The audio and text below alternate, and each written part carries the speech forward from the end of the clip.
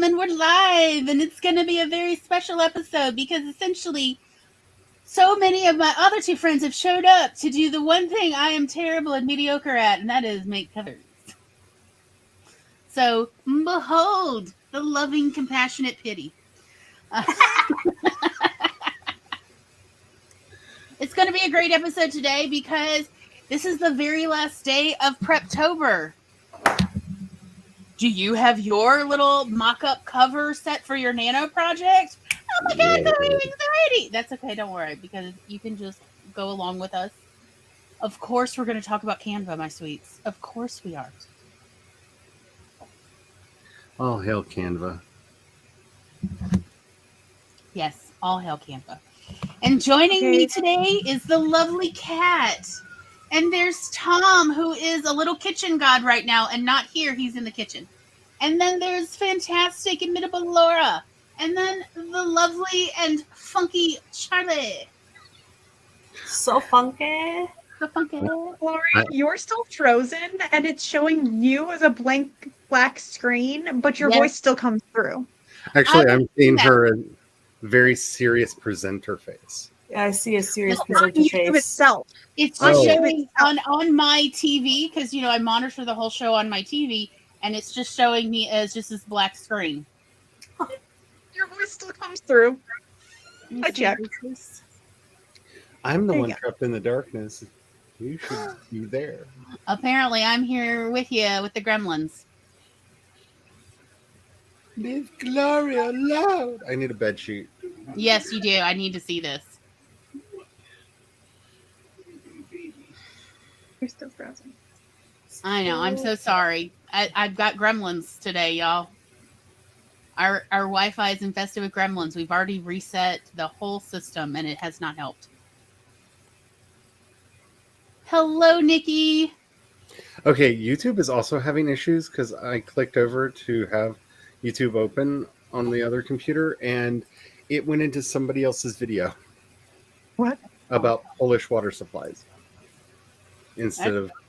It said Glory Writes the Blues, and all the text was right, but the video was somebody talking about how they do the water treatment in Warsaw. Oh, that's wild. Hello, Jules. I have at least internet gremlins today. So I'm in a video game right now. Bear with me. I guess it's I'm very fortunate that my friends are here because for all I know, I can't even share screen. So we'll see what happens. Woohoo! Also, I do have power.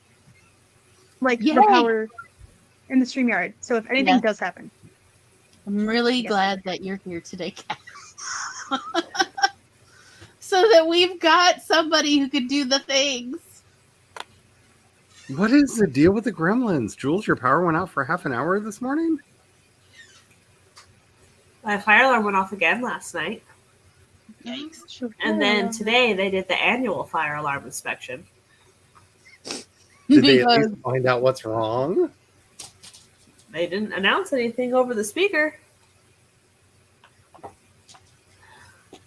But that was the good old silverfish season. That's the what they ninth time of the fire alarm in the last 5 days.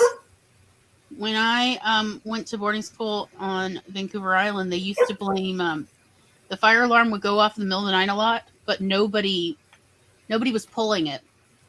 And they would always blame silverfish rather than what everybody said, which was the, ghosts of lots of dead maids. That would be cool. Well, this was also before they found all the bodies under the septic system, so, that panned out. Fun times. Not Oh, really. yeah. Nothing like having a doctor for a serial killer in Victoria and Vancouver Island. That you then build an all-girls school and then a co-ed boarding school over. I know not everybody in Victorian times was like a secret serial killer, but like the more we find out about history, the more it feels like it was a little bit disproportionate. Yeah. I mean, maybe show some ankles and elbows so people can live. Mm-hmm. You've been flashed.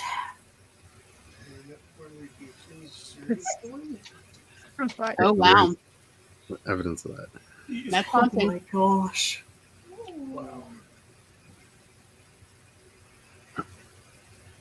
One of my That- classmates actually did research on silverfish and was like, silverfish traditionally are asleep by 3 a.m. Like their circadian rhythm has been well documented in Canada. So if the fire alarms go off after 3 a.m., it's not silverfish, it's ghosts. Our very scientific school. I mean, it is time for the Kaliak to rise. And I mean, apparently we are. that's great for Maggie's house, which I get it. Like, I want the food too. Happy Halloween, y'all. Wow. Was it any better? No, Am I just the blackness? I assume you're blackness. You're frozen. Yep.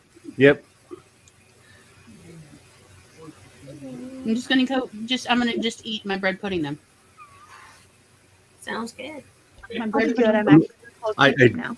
I do apologize if anybody heard my husband singing Werewolf Bar Mitzvah in the background. Good times. Move y'all over here, so I'm actually looking at you. Jules voted. Yay! Yay! Hi, Hello, Jenna. Jenna the Soul Raider. Happy St. Mom. Happy Solid. I do think that we're heading into an interesting time to be creative just off of a purely like woo spiritual thing, just because we have the first sliver of the moon on the first day of NaNoWriMo. So we're just getting into the energy ramping up for the month just at the very beginning. So try to get your writing in early because the waning moon will take it all away towards the end.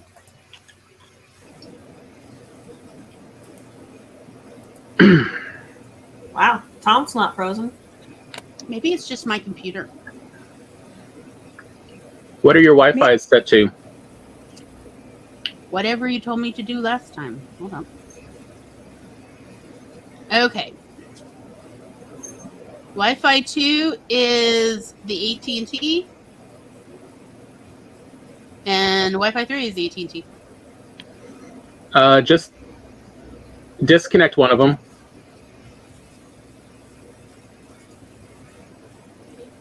We are troubleshooting the internet. Live on the internet. Which is, in fact, what the internet is for. Yeah. Hi, I can't use you. Can you make it better? But in the end, Gloria, you may have to just close down and re-come in. All right. You also might have a really large junk file in your browser. I've noticed that my browser has not been cleaning itself when I tell it to clean itself of the files that StreamYard makes. Hey, Everett. Gloria's having many technical difficulties. It is, that time of the year when all the spooky happens. Spooky, scary skeletons. I was listening to the Lovecraft version of that on repeat last night. What is it? Spooky, scary tentacles? No, it's Spooky Scary Skeletons, but if you're not familiar with the band Lovecraft, they are technically a Halloween-themed band, but every now and then do other things just for funsies. I mean, why not? I'm still reading my email. It's 4 Gloria, yay! You're moving! Woo! Finally! Welcome to the world of full. Go sandwich cat. Why are we talking about sandwich cats? What do I not know? Oh, sandwich cat.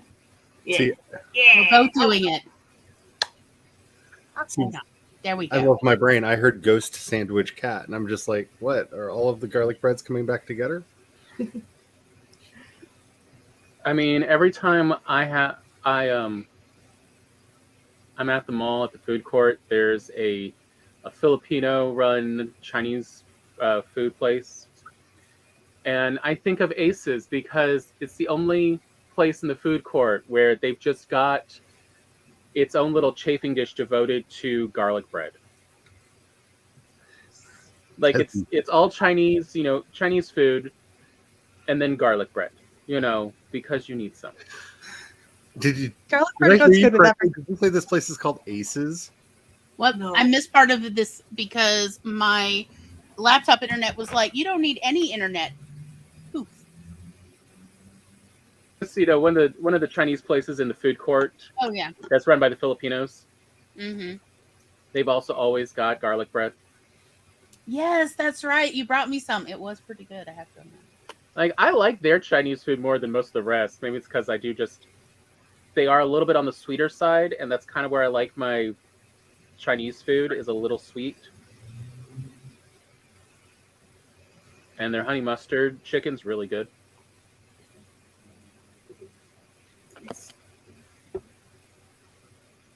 We're gonna have to make adobo again soon.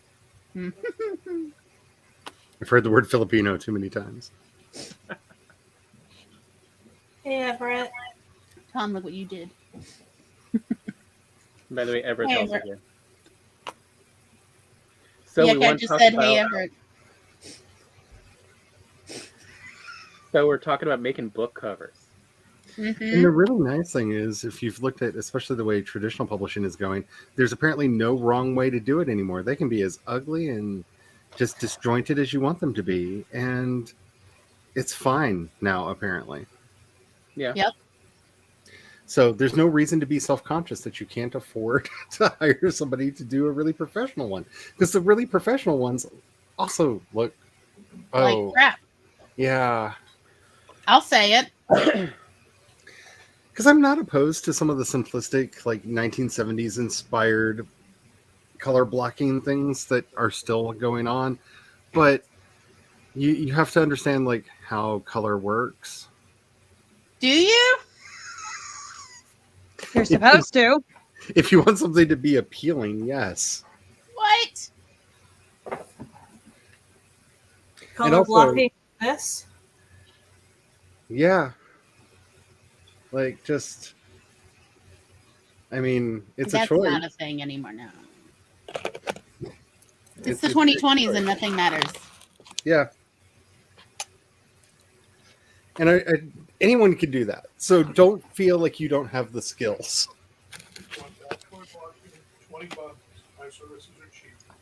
As I said, I would be happy to show everybody my speed of book covers, and then you all can feel better about yours.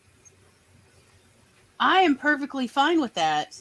I will be the fool, because I personally believe that nobody should ever expect that they will be excellent at everything.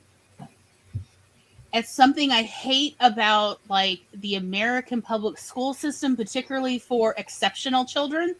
The above average and the below average kids, of this like implication of, if you just try hard enough and you study long enough, you will be successful at everything you ever set your mind to. And no, nobody is like that. That is not a real thing. That's some Calvinist crap. Yeah. That's right. I'm coming for some people's mothers. Sorry, not sorry.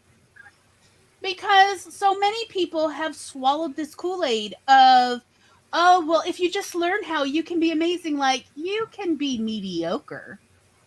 Yeah. You can do rote. It's like, yeah, anyone can learn to color in the lines, but that doesn't mean the way they shade is going to be beautiful or realistic or anything anybody else really enjoys gazing at longingly. It has to do with a lot of factors, including how your brain is wired and your own personal art aesthetic and how your eyes are wired. So it turns out people do not see color the same. And it's not just cultural, although there is that factor of the culture you grow up in really does determine how you interpret color. But that is not the only thing about color. Part of it is just rods and cones and sticks and stones. It's whatever you've got. Yes, I'm coming for it. But like so it turns out, like, for instance, like the way I see there are these locally, these wildflowers, they're these tiny little low to the ground purple wildflowers. And the way I see them, they like practically pulsate at me. It is trippy. But it turns out that's not how most people's eyes interpret these little kind of purple wildflower ground cover. And it has to do with how my eyes are versus others. And I've actually talked to ophthalmologists about that. And they're like, oh, you're one of the few. And they're like, here, let me bring out my special oddity screen and tell me what you see. You know, they get all excited. But it's just because my eyes are wired differently. I see color differently. Are you one of the blessed AFAB people that have 4 cones?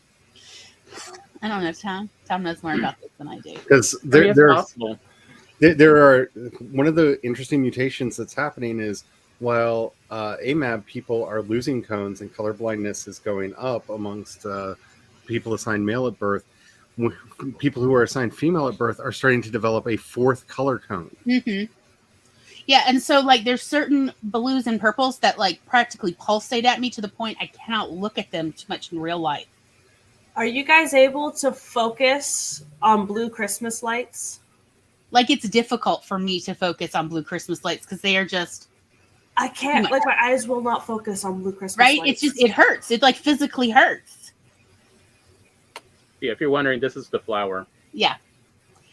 It pulsates in real life at me. Like this is a little bit much, but this is not as bad as in real life. They are practically like, and it's not like they're pulsating a lot. Like when, you know, the 60s videos tried to interpret what drugs were like. Not like that. But just this like, what are those flowers breathing? What is happening? And it's like, no, it's just my cones and rods. So, but that's what I'm just trying to point out. Versus it turns out Tom actually sees blue and green differently and can see a great much more nuance in blue greens than I can perceive.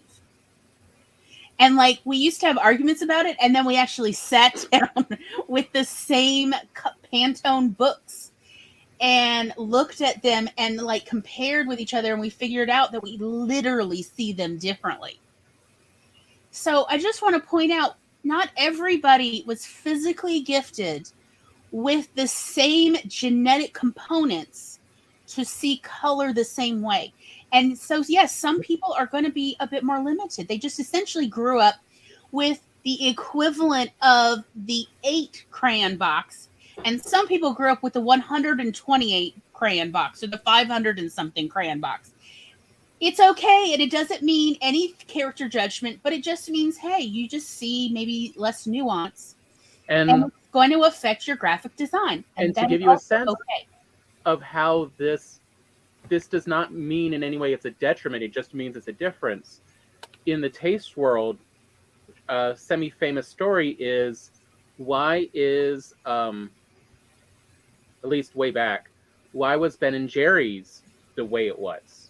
You know, it had such large pieces, it was not as complex, and that was because the taste tester, Jerry, actually didn't have very much taste. He didn't have much of a sense of smell.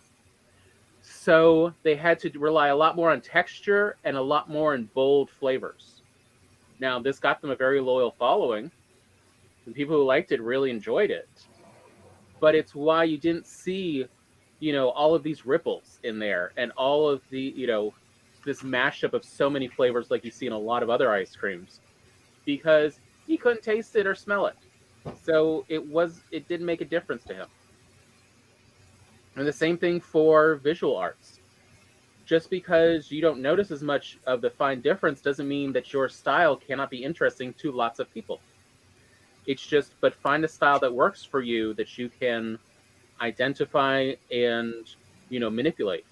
Don't try to work in someone else's that is for just a different skill set, a really different talent set. And really don't worry about trying to mimic whatever the popular style is. While, yes, if you want your book to look like it would belong on the shelves with the modern stuff, you might want to try to get somewhere into the field that you're looking for. But if there's a certain aesthetic that you like, that you really groove on, guess what? You're not alone. Mm-hmm. And because you're so interested in that genre and that style, maybe other people would gravitate to your books because it hits that sense memory too. There are a lot of books that a lot of my book covers really harken back to kind of the art style of the 80s and 90s book covers that I fell in love with when I was a kid, and that I still find beautiful and really alluring. Do some of my books look really dated in their covers? Probably, but you know what I found out? A lot of people that like that aesthetic like the genres that I write in, and that's the kind of people that are going to be attracted to it. Mm-hmm. So I am still going after my target audience. So really focus in on what makes you happy for the book cover, because one, this is the 21st century. You can change it. You can change it anytime you want. And that's the other great thing about this is if your book cover doesn't land well, update the file. Well, it wasn't recent. Like I recently saw a recorded presentation Adam Conover from Adam Ruins Everything did to a marketing group, and in it mostly he's ruining like there are no millennials. This whole term and concept is always been a lie, but it's a lie that self-perpetuates by people who want to make money and sell things. But he was talking about, so people are asking, I'm here because I made a show that was very popular with the millennial crowd. How did I do it? Simple. I made a show that appealed to me. His target audience was himself. He knew what he liked, and that was the audience he was judging there would be a decent percentage of in the market, and he was right. When you are making book covers like the ones you like for that genre, you are inadvertently signaling to other people who also like and have that same background in the genre that you have, that this is the kind of story they're going to get. I mean, if I see a book cover with a princess and a dragon specifically standing on its hind legs with smallish wings and a tail that swoops up, I know I'm going to get a farce. Mm-hmm. A dragon on its haunches. Yes, the city on its hind haunches. I know I'm going to get a farce. If I'm not, I'm going to be very surprised. I'm going to be a bit upset. But almost anyone who wants to do that kind of cover is the one who's like, I kind of want to make a joke and riff on fairy tales. So when you're doing that, you are signaling to others of, hey, this is also what I want to make. So, in some ways, trust your inner gut instincts, especially if you are targeting yourself, if you are part of your own audience. And honestly, I would really recommend you to try to find ways to stand out rather than fit in, because the book market is so obscenely overstuffed with content. And with the advent of the low content books and the no content stuff that is started, where you hire a ghostwriter and you hire a cover designer and then you put your own name on it and just crank out like 30 books a month. It's faux content. It's not actual, it's faux content books. Like there's just so much out there now that you need to stand out. You need to show that you actually care, because that's one of my biggest problems is when I scroll through looking for a book to read, seeing all of the cookie cutter covers just tells me, oh, you're chasing the trend. I don't like the current trend. I don't care about you. And I just scroll past. I don't even read the description, because I know you're not supposed to judge a book by its cover, but we do. Oh, yeah. When I see a book that suddenly makes me stop and go, ooh, like that feeling is what gets me to read the back cover. I've seen things about that saying that are like, don't judge a book by its cover. The only thing it doesn't apply to is books. Yeah. I think I believe that's just straight up. I think that's actually the definition of irony right there. It is. I think that is actually what irony means. Yes. Things to keep in mind when doing book covers is readability and promise of the genre. And we will discuss as we're going over some of these, like some basic rules that just, this is what all audiences, because they're human, are looking for. So, limited number of fonts. You need a certain amount of contrast between your background and your text. Like, if you want to make it feel more professional, maybe look into color theory a little bit and a little bit of design theory, like lights on darks and darks on lights to make things more readable. Do you want a monochromatic, like one color that's variations of a single color on the thing? Do you want the triad? Like, those can make it pop and just feel more cohesive. You don't have to go into the whole, like, you don't need a PhD in it. But just like a couple of the basics can really help make it seem a lot more professional, be more readable, and be more appealing. I think it helps. I can only think of one exception to that, and it's a book I bought an aeon ago that I'd have to go find it on my bookshelf, that they designed the cover to look like a black metal album cover. So the title of the book is completely illegible scratch writing. The author's name is completely illegible scratch writing. And the best thing is the blurb in the back of the book was completely illegible scratch writing. And but the whole aesthetic was basically, do you like black metal? Would you like black metal, the novel? I wrote black metal, the novel. And I picked it up. I read the first page. I laughed so hard I could not breathe because it was black metal, the novel. And that's the one and only exception to the legibility thing that I could even think of. But that was like a premise. That was a promise of the premise. Yep, it promised, like, do you want to know what it would look like if Danny Filth wrote an album, wrote a book? Here you go. Like, here's Satyricon, the novel. Like, it was so over the top in every possible way. Like, so good. Oh, for color theory, can I show you my cheat? Sure.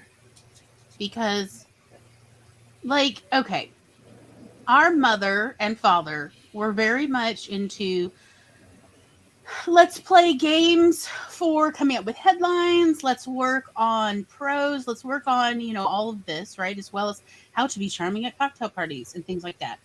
But the things they never cared about, they never taught me, include things like color theory, color palette. Even though I love color, I love color combos, I have all these aesthetics. But, like, I grew up in a family where both our parents had no aesthetic. Well, I mean, come on, Glory, they were intelligent my jocks. aesthetic was National Geographic maps, y'all. Yeah, our parents were intelligent jocks. So Yes. whatever Captain America would be into, yes, that's what our parents would be into. Yes, yes. Which I think, Like, Captain America would understand color theory no. Why? a little bit. What No. use would it be? Yes. What use would it be in Brooklyn and Queens in the 1930s? Nothing. So, because everything was drab. Did you hear our parents talk? You'd think that was true. So anyway, it's okay. So I, did not, I would look at all these color theory books and stuff, and I just loved looking at the colors and the pictures and everything. And these pictures where they'd have a beautiful tableau image, maybe of the outdoors, and then they'd go over, like, these are the actual colors, and I'm going, how do you identify? Okay, I'll take your word for it. But many years ago, and I'm sorry to say it's now been bought by Adobe, but you can still use it. There's a website called Color Lovers with a U. It's European color spelling. Anybody, give me a word. Any word on the planet. I don't care. Snow. Okay. You type in the word up here, any word at all, and it will give you all these palettes other people have made. And you can just scroll. Do they have any for Mary Blair? For color Yeah. palettes or MARY? R-Y? I think so. E-L-A-I-R? Yeah. Let's find Question out. mark? Okay. Alice in Wonderland, Rabbit's House, Mary's World by Cheshire 101. Oh, there's Mary Blair. There's one. By Mary Blair Playgrow. by Casey_Makia. So Mary Blair was a painter for Disney and did the facade of It's a Small World Ah. in Disneyland. So if you click on a palette you like this one, it shows you what are the hex codes and the RGB codes for each of the colors that they made this palette out of. And then, yes, people can comment. They can post comments. But like here, what I love about it is, I'm just going to back out, is like this one, Mary's Cinderella. Mm-hmm. Same person. It's so pretty. And then, so any color I see that I like, I can then grab that code for my project. Or the color combination. I mean, these colors are beautiful together. And I don't have to actually go through all the effort of inventing these palettes because, yeah, no, I'm not that kind of person. Oh, I saw another Mary Blair. Mary Blair Indian? I don't know. Looks like it's Peter Pan drawing. But it is beautiful. Yeah, like maybe Tiger Lily's outfit. If you scroll down, it has the picture. It won't let me make it bigger. But yeah, I guess this was one of her drawings. I think this is the little Indian village on top of that plateau from Peter Pan. Yeah. And I mean, these are beautiful. And again, you don't have to make the palette yourself. Someone else, invariably. I like to assume in my head canon is that these are all like lovely college students. Ooh, here's one. Mary Blair's Tea Party. And there's the Tea Party. It's from I recognize. Wonderland. Yeah. That I like to imagine that it's college students and this is what they do in their free time. What free time? You know, procrastinating time. Yes, procrastination is, Actually, yeah. discretionary time. Would you prefer I say that instead of free time? Yeah, the procrastination time. Because it is a wonderful way to get, essentially other people making these beautiful palettes, but you could use any word. Anybody else got a word? Any word at all. Silence. Banshee. You're expecting my brain to work. This one's called For Susie CSL by Phoenix Fire. Silver Tongue, Like Banshee's Beat. Yes, some of these are beautiful. You just pick and choose what you like.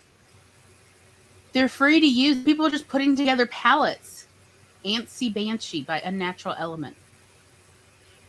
I mean, like, I used to do chocolate a lot because for me, the actual chocolate colors are very difficult to get just right, where it actually looks chocolatey. Mm-hmm. I tend to get like weird, that's not quite chocolate, like a lot of weird stuff. But like this brown looks beautiful to me. In fact, I've actually used this. I'm like, wait, it's French vanilla. I know this one. And so I love to see other people's chocolate interpretations to get that just perfect chocolate. The most difficult logo I ever did was the Brownie Bus of Brownies. Yes. Because getting brownie chocolate color. Mm-hmm. It's really hard.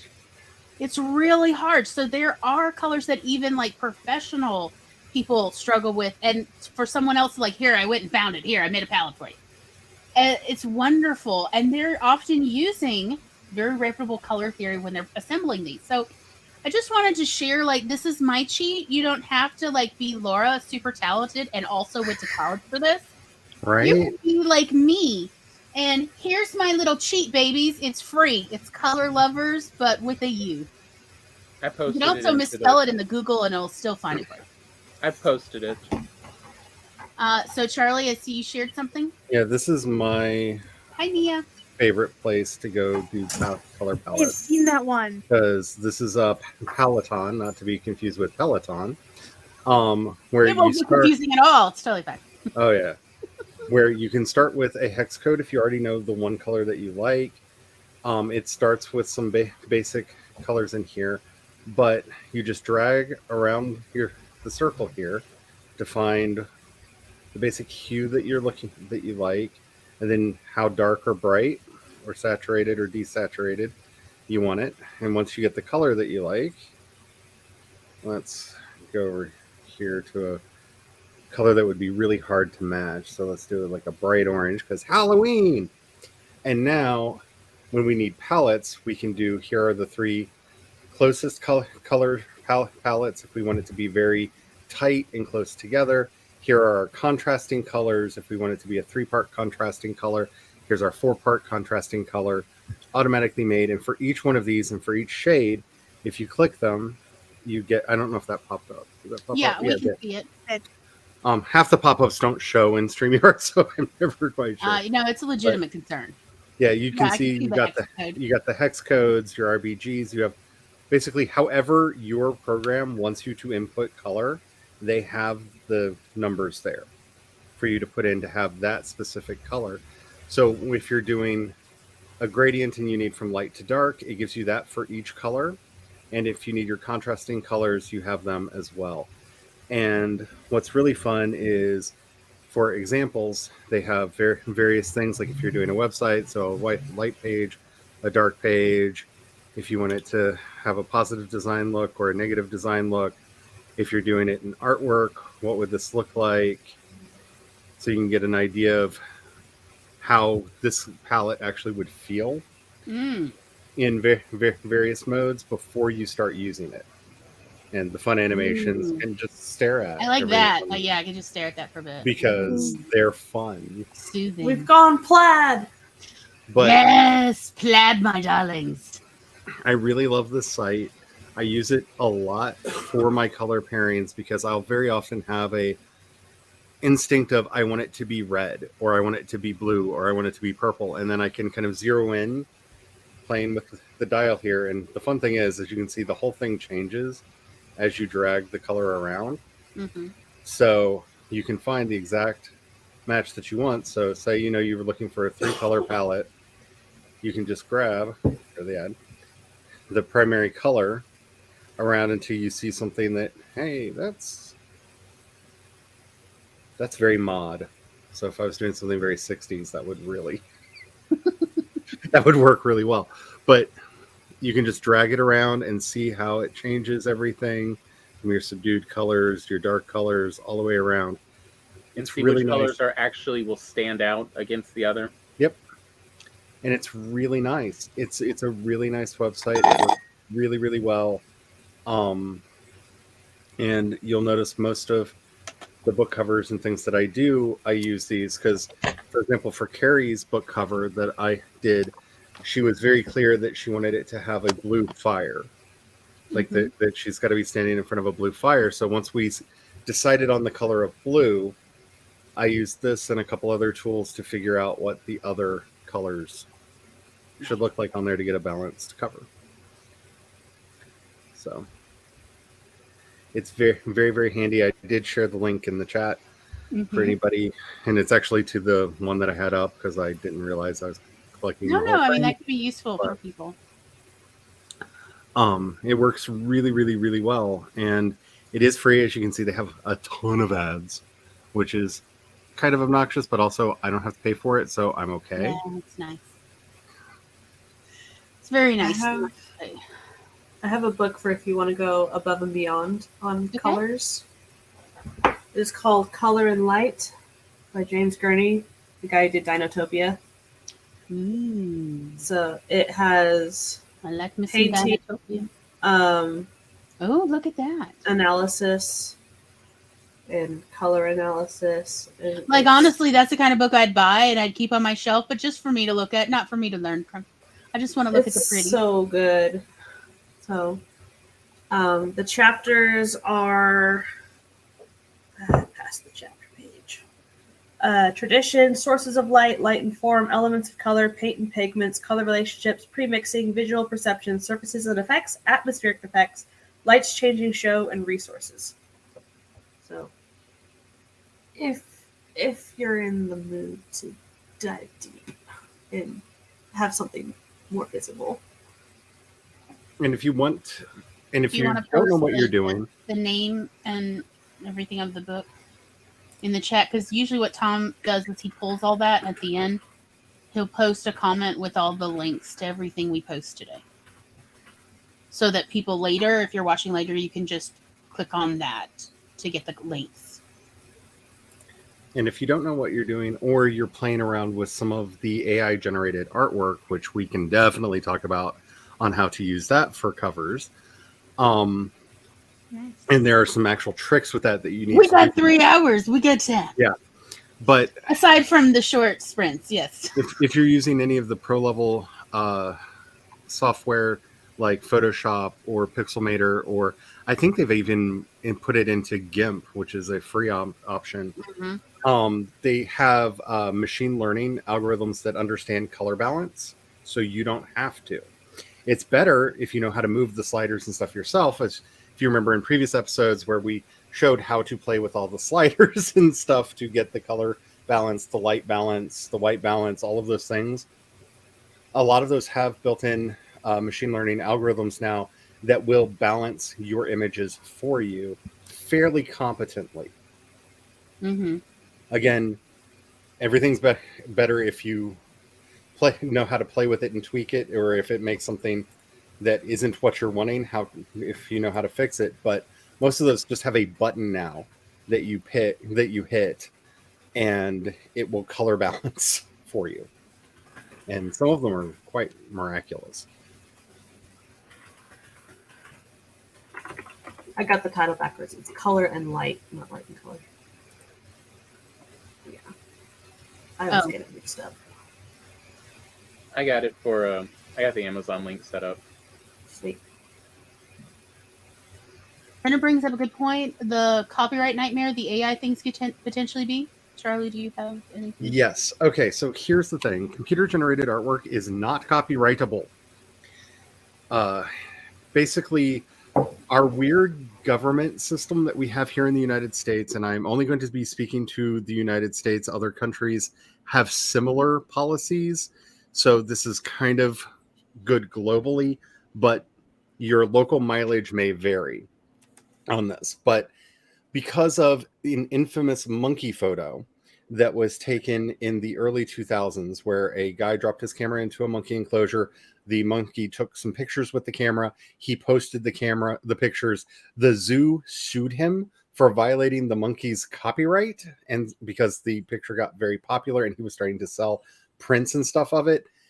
And basically, the U.S. copyright law is if you do not have a soul, you cannot own a copyright, which is interesting because businesses, but whole side note. So any animal-made artwork cannot be copyrighted. So like the elephants who paint, things like that, that technically cannot be copyrighted. And anything that a machine makes of its own accord without human intervention is not copyrightable. Now, this is a big gray area as what does human intervention mean? So, par ejemplo, if you actually look at a lot of the machine AI generated artwork that I do use for a lot of my stuff, I never use the direct image that was made. They're always touched up. They are altered in some way. And in doing so, that resultant image is now copyrightable. So the original image is not. So if you just use an image for your book cover, that image is not copyrightable. Once you put text on it, the image with the text and stuff technically is. But anybody can then grab that image and reuse it. Yeah, take that AI and then you start adjusting the color, the contrast. Yes. The brightness. You have to do something to intervene. And at least if you're using Artbreeder, the one thing you will probably have to do if you're doing anything with an eye is redraw its eyes, because it makes horrific monster eyes on everything. I have never had it generate anything with eyes that do not haunt my nightmares. True. The face ones you have to adjust. Here's another fun one. Or like you do have to count the limbs. Yes. As well, because there's some oddness happening. So you just may want part of the image, not the whole image. And another part to like give you a sense of what's the things on the copyright with these images with AI. Also, it's just procedurally generated images in general. So what no one talked about because the market was already dropping out of it, but the whole NFTs with those monkey faces. None of those are copyrightable. Because they were all procedurally generated. While the elements were made by a person, the part where they were combined to create a final image is not copyrightable, which they found out the hard way. Yes. When they tried to pursue someone for, marketing some of these images, because it was procedurally generated. No human intervened in it. It just took elements and then made something new. The machine doesn't get to own the copyright either. Mm-hmm. So, for example, I actually have an example for this one. Oh, yay! I've been playing around with AI generation. I've shown this in the past in a couple places, but so here is my Canva. Pretties. I made this image here was made with Canva. These are all Canva stock images that I arranged to make this book cover. And I was curious what I could do with AI images. Now, this AI cover, this is my AI generated version of this cover, is actually copyrightable for several reasons. One, this is not the image the AI generated. This is a combination of, I believe, 1, 2, 3, 4, 5, 6, 7, 8, 9, 10, 12, 13, 14, 15, about 18 images that I generated with AI and collaged together. The mask in the background with the nebula reflecting in it is actually a superimposed version of, I believe, 6 different masks that I generated with AI that I then basically clipped and cut together to make the face mask that I wanted in the background. So all of the parts of this image came from AI generated art. But again, I had to redraw the eyes because one, the Raywin, which is what she is, have these very blank glowing eyes, very solid. So I had to completely redraw her eyes so that they would fit in. Luckily, it actually understood her eyes should be closed.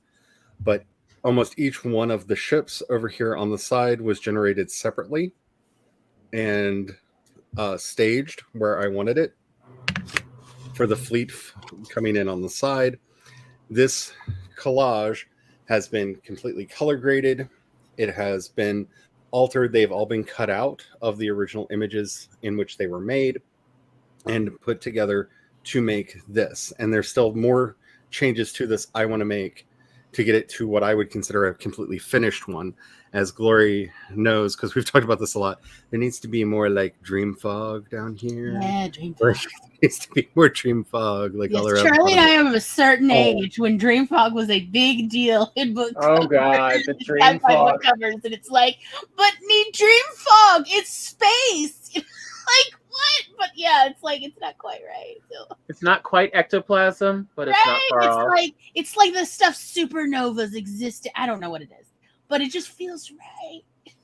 But while I really liked this for the temp cover for this project, while I was working on it, I was curious what I could do with the procedurally generated art over at Artbreeder, and I actually really like this. I think this is the concept art that I would give to an artist, and this would be a rough sketch that would come back.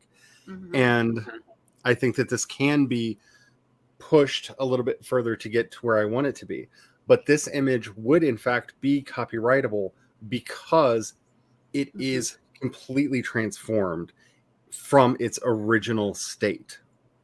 If I showed you all of the images that were made to make this things, and you put them all together, and that's what makes it copyrightable. Yes. There has to be human intervention. Yeah, there has to be the final piece has to be the human part of intervention rather than the AI. It can't be the final piece. So like just for the ships flying over here on the side. Hi, Eva and Cherry. It generated them in every color of the rainbow. I don't know why every ship was a different color of the rainbow, but I wanted them not to be every color of the rainbow. So I changed all of the colors for all of the ships so that they would fit together more cohesively on the side and stuff like that. I've played with this a lot compared to the originals. That's what you have to do to make it copyrightable. You don't have to go to an extreme level of detail. And in fact, technically, if you get a secret copy of an AI generated image and then you smack all of your branding on top of it so that it's not easily stolen and reused by somebody else, technically at that point, if I'd just taken the raw image and slapped stuff on there, that version is technically copyrightable. But because I had not changed to the originals, if anyone were able to find that original render, which, by the way, Artbreeder, every time you save a render in Artbreeder, unless you have a pro account with them, a paid account with them, and have gone into private mode, that image is shared to everyone in the community and anyone can use it because that image is not copyrighted. So the way they're covering that is with a paid account, you can go into private mode and then all of those are private. They're still not copyrightable, but you are the only one that can see them, which means the likelihood of them getting stolen is less. But yeah, you need to go in and actually do things to the images and make them your own. And given the level that most AI generated artwork is right now, you're probably going to need to do that, even if it's just to use a repair tool to get rid of a third limb or a sixth limb, because I've had it doing a lot of like Hindu gods lately, where it's like, or their third eye. Yeah. Or I had one where I wanted it to make a fairy, and it made the mouth where the ear should be, and that was haunting. Like with teeth and everything. It was like, oh no. Oh my. It was smiling sideways. It was like, oh dear. I see nothing wrong. Yeah. But let me see if I have in here, because I use Pixelmator. I did not mean to do that. I clicked on it. There we go. I use Pixelmator for most of my artwork that I do. And okay, so actually I can show you this one. So this is an image that I had it generate for one of the factions in the story I'm working on. And let me know if is it continuing to share my screen when I'm flipping around? Through a lot of manipulation, that image became... Where are you? I know you're in here somewhere. Where's the search?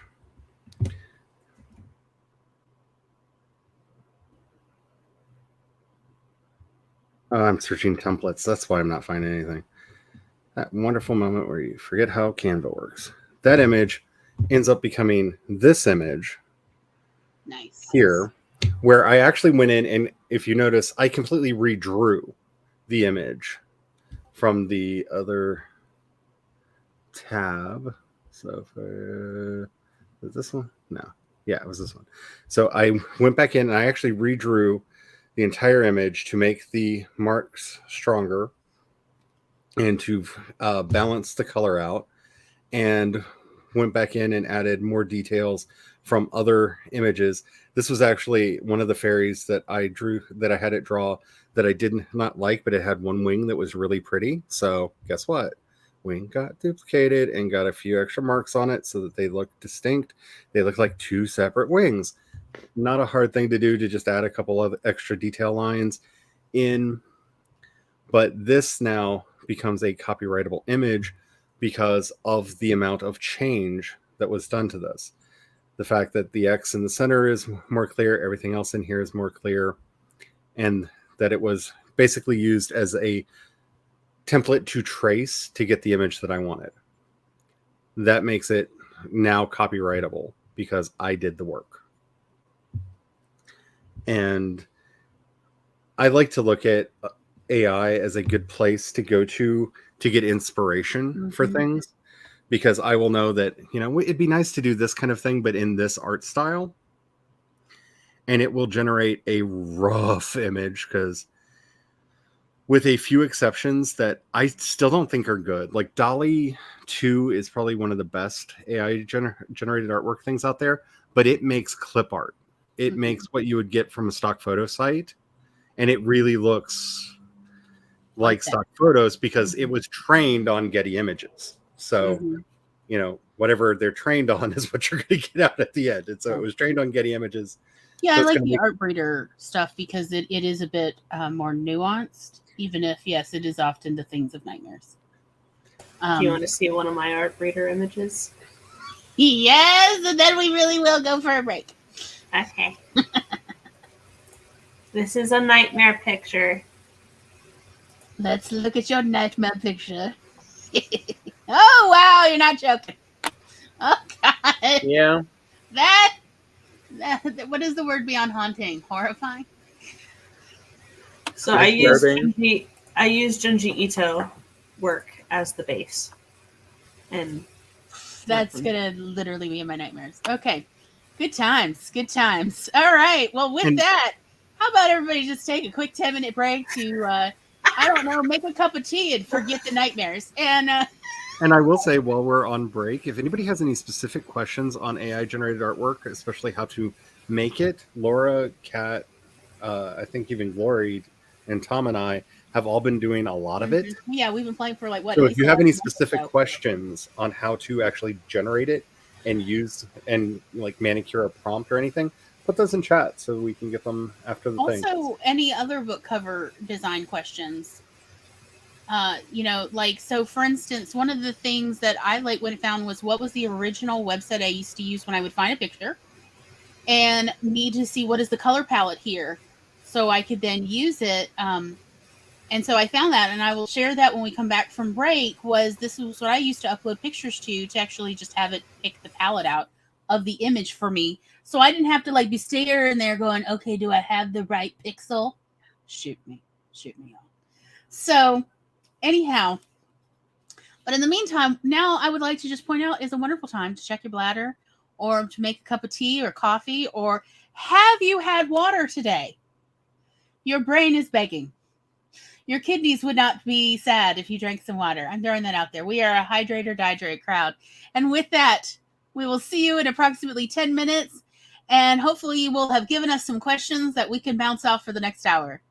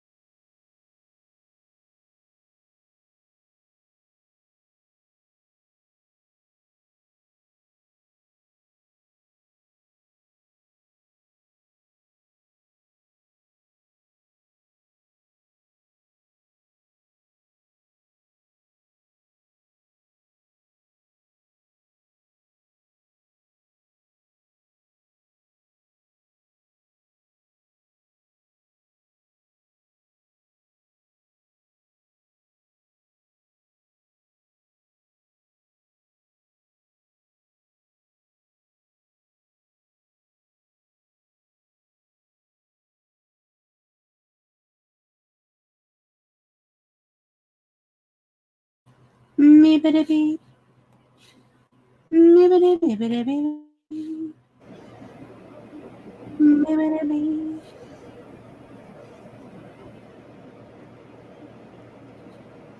Alrighty. And we're back. And we're back.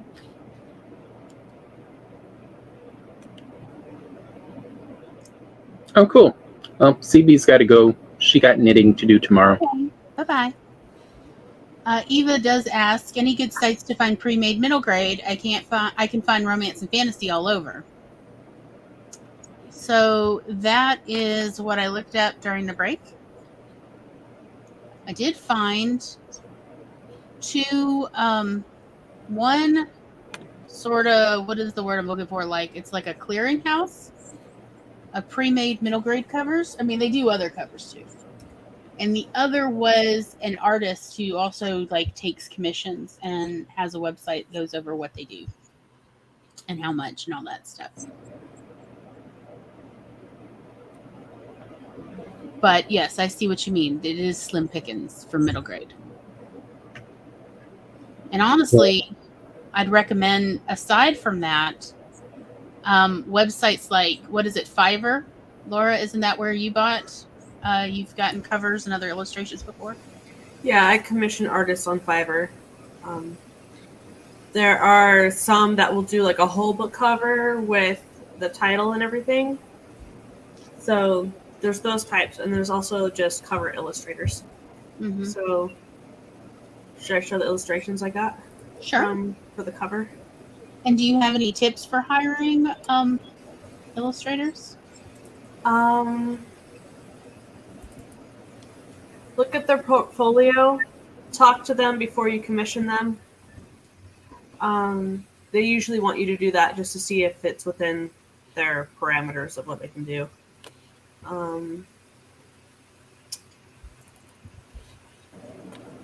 Where are my covers? There we are. Okay. So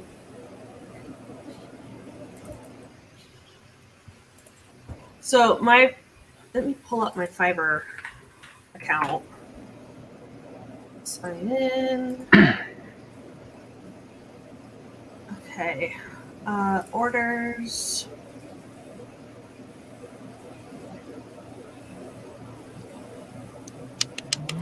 All ordered. Sorry. No, it's okay. By the way, also in the realm of, with the no cost, Canva has really expanded their book covers templates. They really have. And if you're good at editing, taking just the concept and putting in your own elements, it's actually a great resource. Okay, share window. So this is the illustration that I got. Mm-hmm. And on Fiverr, what I did was I gave them a snippet of one of my stories and asked them to illustrate that as the cover. Mm-hmm. So what I gave them was, here's one description of the tentacles in a story so you have reference if you want to go crazy with the colors. Acrid yellow eyes open slowly, so many of them no human could ever remain sane long enough to count them all. Each stared in the same direction, at me, hitting me with their all-knowing intensity, diving in through my eyes into my mind, its plaything.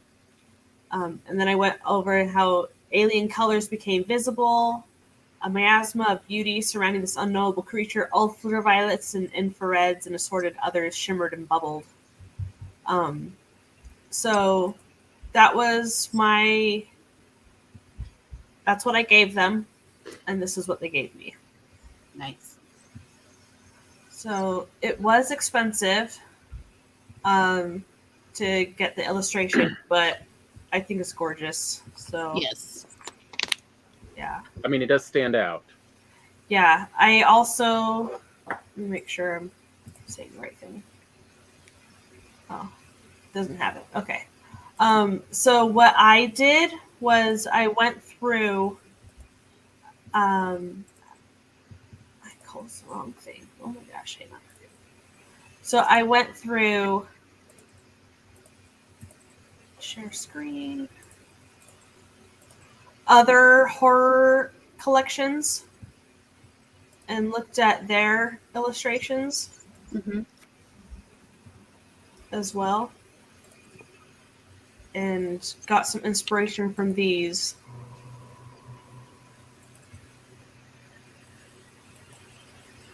But yeah.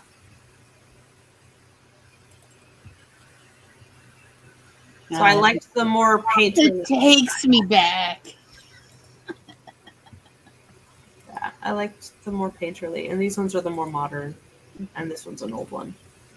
Yeah, like I liked the more full illustration versus like something like this could work, but my monsters aren't really well known yet, so limited color palettes are popular, but mine are more cosmic horror, which for me, I like playing with color in my cosmic horror. So I liked pulling in the color into the cover. You get what it's about with cosmic horror with tentacles with eyeballs. So there's a promise of that premise.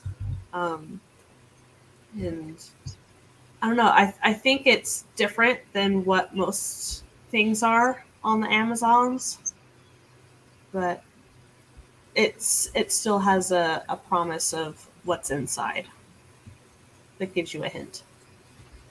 All them tiny shivers. Mm-hmm. Yeah. Well, Tom, before we go to what you've got, how about I'll just show real quick the what I did find for those who are looking to purchase pre-made. amdesignstudio.net, and of course, buyer beware. I cannot vouch for anybody. What I did like about this website was the artist actually goes over what you get. Everything about it, and then gives examples to show what they're referring to. I thought that was very useful. I really need to now know, why does this cat have an eye patch? museumdesignstudio.net. So, and then the other website is more of your run-of-the-mill. This is called Beautiful Book Covers. And they have a collection of pre-made that are available for purchase. As always, what I do recommend with the pre-made that are available for purchase is to run it through and make sure no one else has already used it. Reverse image search. Reverse image search, thank you. Like, I know somebody's going to remember what that's called. But there's of different pricing, and also what I have heard from people who have purchased is often they did not actually purchase what was available for sale. They instead found something they liked and contacted that cover designer and said, hey, this is, the actual, subject of my story. Could you do like a commission? And that's often what I've heard several people have done, not just for middle grade. In fact, mostly I hear it for romance. But like something to think about. And then, okay, now. Some cover designers will also allow you to do some alterations to it. Some, not all.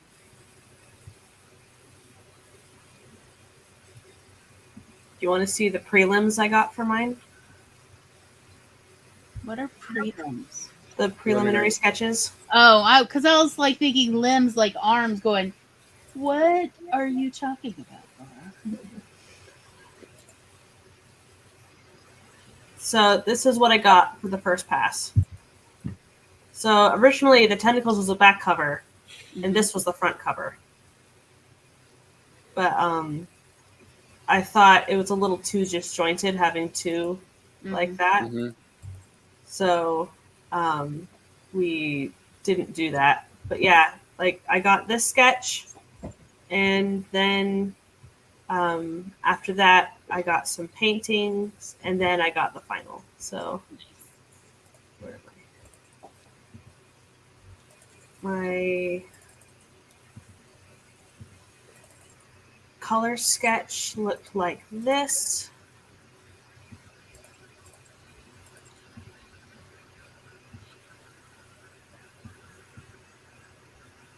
So, yeah.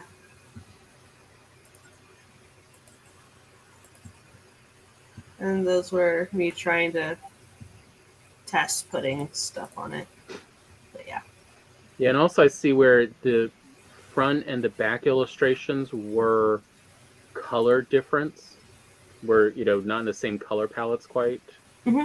Yeah. And so again, it was a little distracting. It didn't. Mm-hmm. There wasn't as much harmony in the presentation. So I have the other illustration. You had a book that could be read from both directions. Mm-hmm. That'd be cool. Yeah. Yeah. But that's the only time when it's two completely different palettes it would work. So Tom, you wanna? Yeah, I'll just show the. This is what Canva has for children's book in middle grade, and I mean already there's a lot here. Mm-hmm. I like Canva's cover stuff for it gives you a starting off place. Like you can change, titles, you can change the fonts, you can change the images, but it gives you a sense of how they all work together. Is how I really think of using them. It's a good starting place. I mean, you can see both how to work with illustrations, how to work with actual images, how to work with more of a woodcut style. And it just gives you a sense of where to start with. And then, for true do-it-yourself people, that's where sites like not just Canva, but Pixabay Mm-hmm. Comes in, and a few others that are free stock images that you can then make changes to, Mm-hmm. simplify them or whatever. But sometimes for some people it is easier to edit a concept than it is to come up entirely. Agreed. Like I would have a much harder time coming up even with the octopus design on Laura's cover the way it was than I would once I can see a basic cover, then changing like how do I want the colors to blend. Let me move the limbs a little bit more, the angles.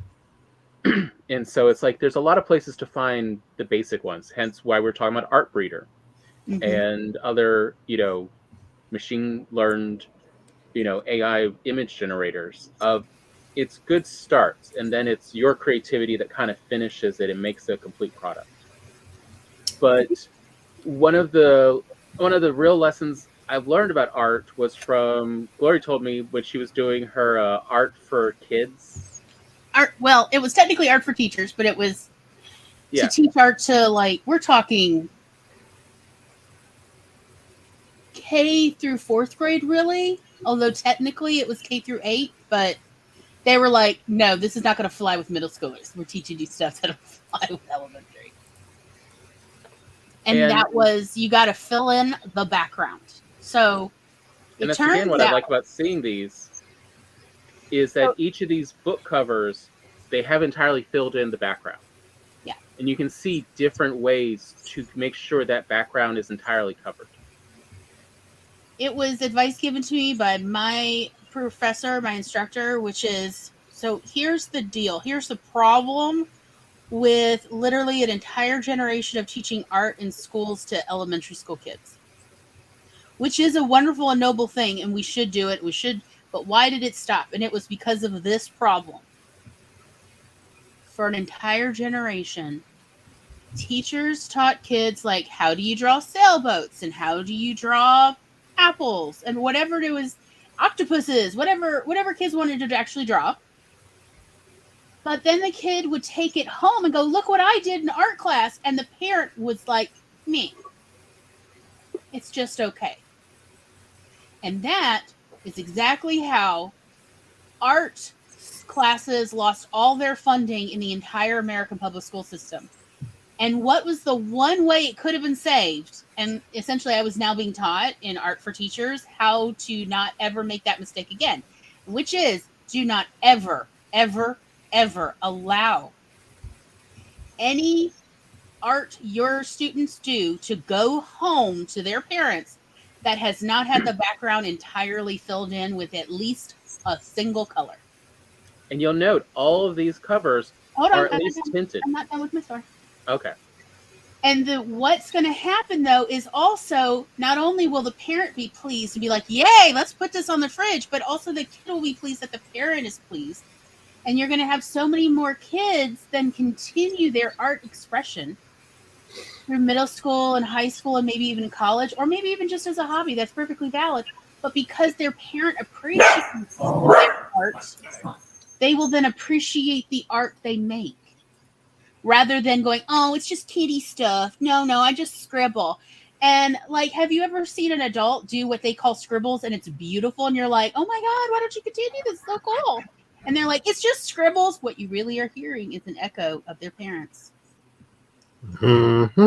So that was what I was taught in Art for Teachers is never, ever, ever under any circumstances, if you love your students and you want your program to continue getting funded, never allow any piece of something that a student has made to go home that doesn't have an entirely filled in image of at least a color, let alone multiple colors in the background. Everything has to be filled in all the way to the edges, whether we're talking canvas or a piece of paper. It's not allowed to go home until then, because to the parent, then it looks quote unquote finished. And that's what people judge as art versus quote scribbles. And the truth is, that's just a human psychology. It's true of all humans. So you have to make it look filled in. So if you want a white background on an image, you then have to add more things so it looks filled in rather than like an unfinished work. Now I'm done. You can continue. And you'll see the trick is even that farm animals one is tinted. That is not a true white. It is a very pale pink. Of people won't consciously notice, but unconsciously they notice that it's not just what comes out of the roll. It's not, that basic color. And again, that's what I say, like, just use these as inspiration to give you some basics. Also, even if you end up not liking the cover you've made, when you then go to Fiverr or any other place to go talk to someone about making a cover, you've got at least a basis for discussion with the illustrator. Of here are the elements you wanted to include in your cover, and you just can't quite get them there. And the more information you can give an illustrator about what you're looking for, usually the happier the product you'll end up with is. That is very, very true. I mean, even Laura said, like, these aren't well-formed creatures, so I need something that kind of stands out about them. And I need, here's the elements I need from it. So we were talking about AI-generated artwork. Sorry, I was trying to remove that. Okay. I made one. Click back. I'll put it back. Yeah, I made one in the 10 minutes. We're all clicking things. I did a quick example in the 10 minutes. Cat, look at my paws. They do not have mice in them.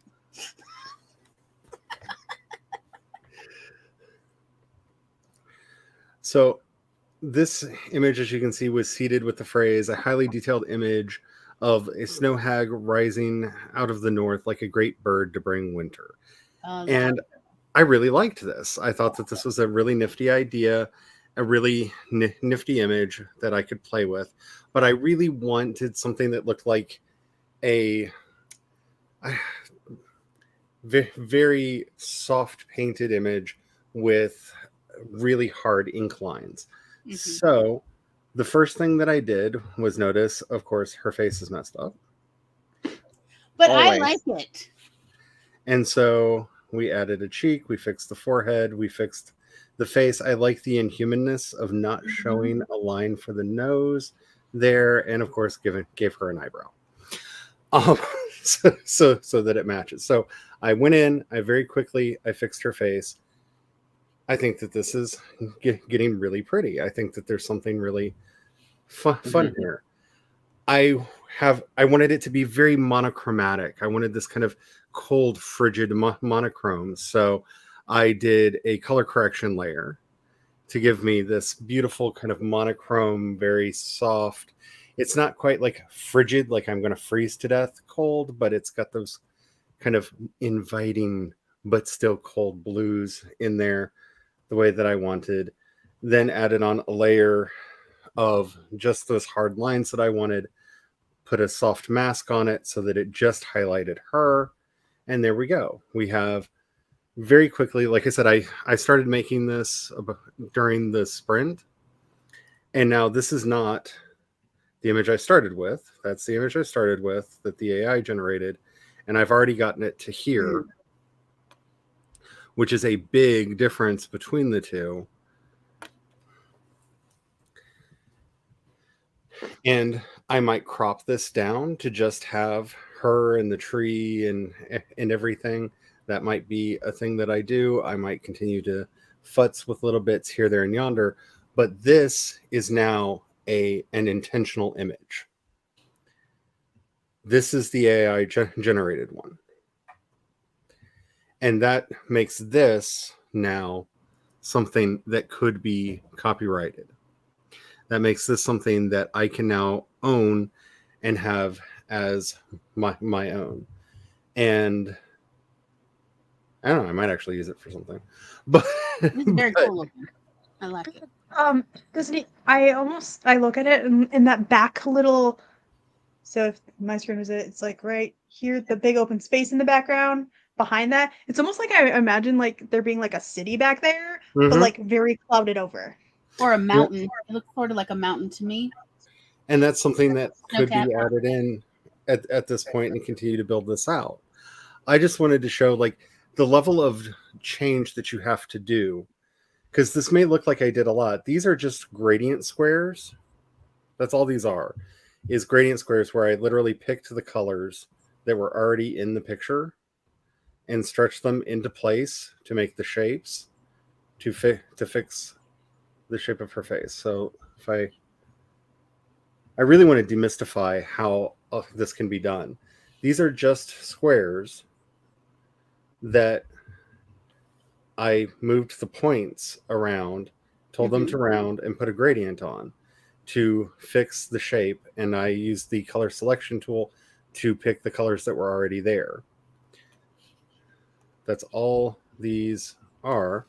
What program is this? This is in Pixelmator, but you can do this in Photoshop. You can do this in GIMP. You can do this in a lot of commercial software. And if you see in here, all I did was apply a gradient map where I picked the colors that I wanted. I picked 4 colors from the dark black through to this kind of greenish blue here, this lighter greenish blue here, all the way up to the white.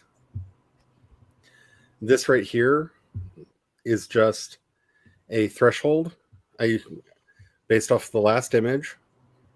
So with that same gradient map, I just applied a threshold filter to it, got it to where I wanted it to get the dark lines how I wanted. And as you can see, I have it projecting down as a dark color. So the white, because the actual image is just black and white. That's what threshold does, is it makes it highlights the area that you want in black and leaves the other in white.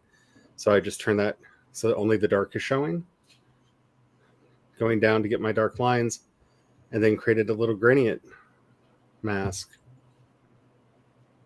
so that the rest of it would disappear and I would only have her in high detail. So your eye is drawn to her and the other kind of blends out into this dreamscape. It's just a simple couple procedures that once you learn how to do, and there are a lot of really good tutorial videos everywhere. Like if there's a weird art technique that you want to figure out how to use in your software, search the best you can for what you would call that and the name of your software, and a tutorial video will come up and hopefully be easy to follow. But like this was 10 minutes, and the most of it was just flipping through Artbreeder until I got an AI generated image that I liked for the basis.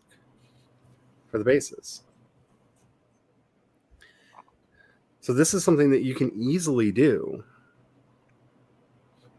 So what's the perk of copyright? Okay, so first of all, if you don't own the copyright on it, anybody can use it. If you don't mind, then you don't mind. The SCP Foundation, for example, has been copyright free with the exception of that weird Russian troll, and that is now in court and, well, will probably get thrown out, who tried to copyright the whole thing. But it's about ownership control and branding. So if, for example, this was going to be the main character in a story I was working on, I would want to control this image to the best of my ability so I can eventually do merchandise or make sure that she doesn't appear on other book covers and dilute the brand. Or just confuse people. Don't forget, or confuse people. If your book cover is not copyrighted, then other people could literally just make a book with the exact same cover claiming they put it with different insides, but then people have a hard time figuring out which one's yours. And if I just wanted this to be a book cover, in and of itself, if I put that all into a group and then just flip it, I'll have to move some things around, but she's already almost at the spine. So I'd have to slide it around a little bit, but we're pretty much at what we would have for a book cover here and have space here to put our back cover copy and back matter on. And it wouldn't be too much work to fix with what's the name of that Google app on the phone? Snapseed. You could actually load this into Snapseed, and they have an expand image tool in there that will let you just drag that edge out so that you have, and it will automatically add in more of that mountain, forest, snow landscape in the background, and it does it fairly competently. So that's a thing that could easily be done so that I could center her over more into what would actually be the cover of the book. But for a 10-minute book cover that has been significantly changed enough that I could say that this is my work. Because if the legal threshold, which is a BS thing, because nobody knows what this means, so please don't ask specifically what this means, but generally 10% change is what a court will tell you makes something into something unique. Now, what does 10% look like? That's for a jury to decide. And that's why they usually go for like 25% difference. Yeah. Hence why, what was it? C-3PO had a red arm, or was it a red leg in Arm. in the most recent trilogy? They could say, oh, these story elements, and that's just, making backup stuff. But really, it's so that J.J. Abrams' company, Bad Robot, could have an image copyright on the modern C-3PO in the movies that was separate from the old ones that had been sold to Kenner and other companies. You can't make the one with the red arm, the current C-3PO, without paying them. Because I really want people to understand that this may seem more complex. A lot of this work seems much more complex than it actually is. And it's the one thing that every time I'm trying to teach people how to do digital art, play with it. There's this wonderful thing called, Command Z or Control Z, depending on whether you're using Windows or a Mac. Okay, so copyright is fun in the United States. I am speaking specifically to US law here. Your mileage varies in other territories. But we have kind of formalized this via treaty with a lot of other countries. So if you're outside the United States, this probably will apply to you. The moment you create something, it is copyrighted. As soon as you click save, that save technically counts as copyright under the law. That can be tricksy. There will be lawsuits there if it comes to that, and you will have to prove the validity of that date. But technically, the moment something is saved in a fixed format, you legally have a copyright in the United States. Now, there are two things that you can do on top of this. One, print out a copy and mail it to yourself, or put it on a disc and mail it to yourself. That postmark counts as, and don't open it. That postmark of that sealed envelope does count as evidence in court to prove when the item was made. That is the cheapest way to copyright things, generally speaking, because you can do that with a bunch of stuff. Like if you're doing a whole book with a bunch of different images in it, but once that seal is broken, it can't be used in future. So just bear that in mind. You can also register a copyright with the Copyright Office. You can do that either for text, for images. They have a different form for each. Now, the advantage that you get if you register your trademark, you register your copyright, is if you sue somebody for stealing your work and you win, if you have a registered copyright, they have to pay your lawyer's fees. No ifs, ands, or buts about it. They pay for the entire court process. You get whatever damages you're awarded, plus your lawyer gets paid by them. You don't have to do anything at that point. You're golden.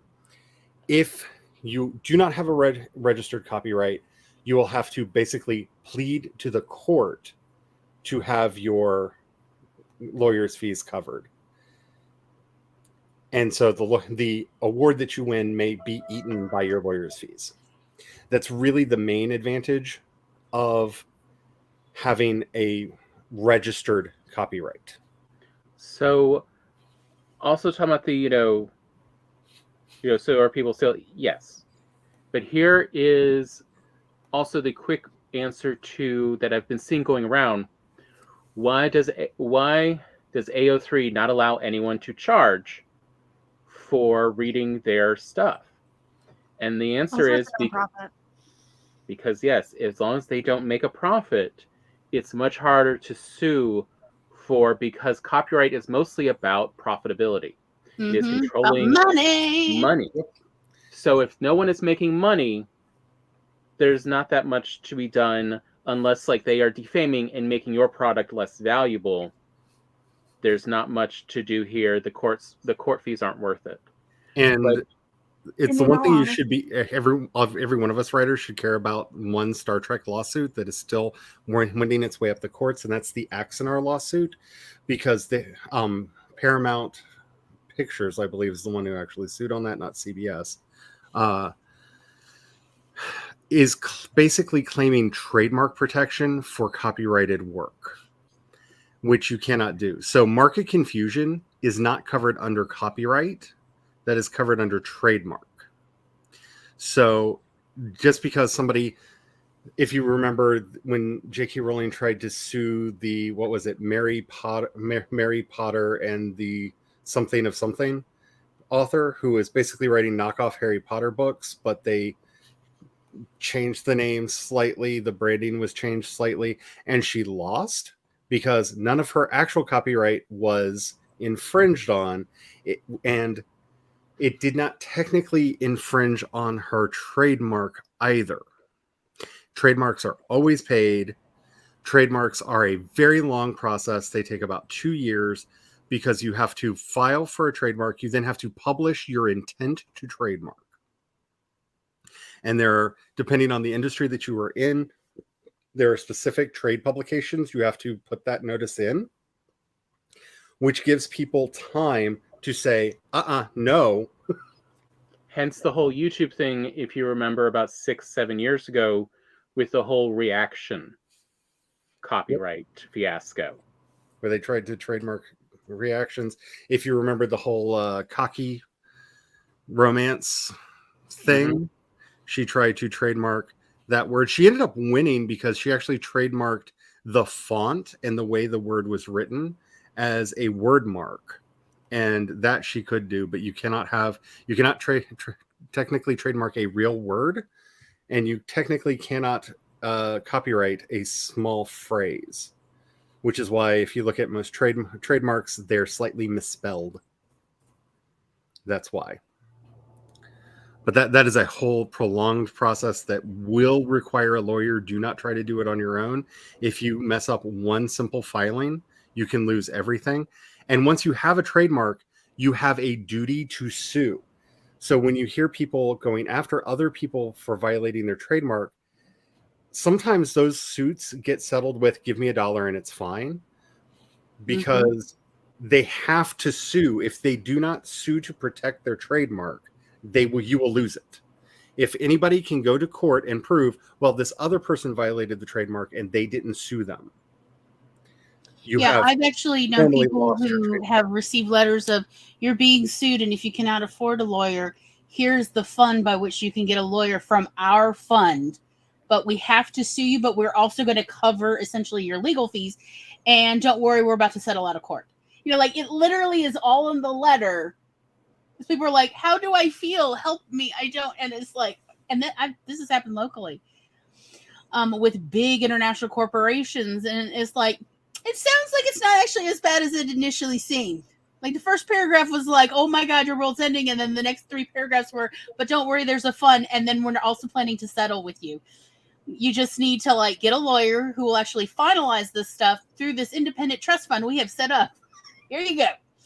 Yeah, you can hire any lawyer, or if you'd like a list of lawyers that we know are, fully, set up in your state for this type of suing. And there's usually another list of lawyers attached of here, if you need, they know we've already contacted them to prepare in case you wish to contact them. That kind of thing. It's like, this is not so bad. Okay. And there's actually right now a YouTube video you can go look up that has been coming across my feed lately. I'm like, I don't want to watch this. It's already a horror show. Which was why and how the company gave up purposefully the trademark on Barney. The dinosaur, of how they purposely let it go. But if you do not sue over someone using your trademark, then it's called, if someone has grounds to show, oh, well, they weren't interested in it, obviously, so that's why I've been using it. And that's why you hear about daycares getting sued by Warner Brothers and Disney. It's because they've realized that they're not going to be able to infinitely stretch out copyright. They've tried, they've gotten pretty darn close, but Steamboat Willie is about to go into the public domain, and they know that the public will not abide another copyright extension. So they've trademarked Mickey Mouse. The image of Mickey is now trademarked to Disney. If they did not sue, they would lose Mickey Mouse. A lot of those cases do end up with, okay, give us $1. It's a lot of those cases do end up that way. Yeah. But once you file a trademark, you have to be litigious or you will lose it.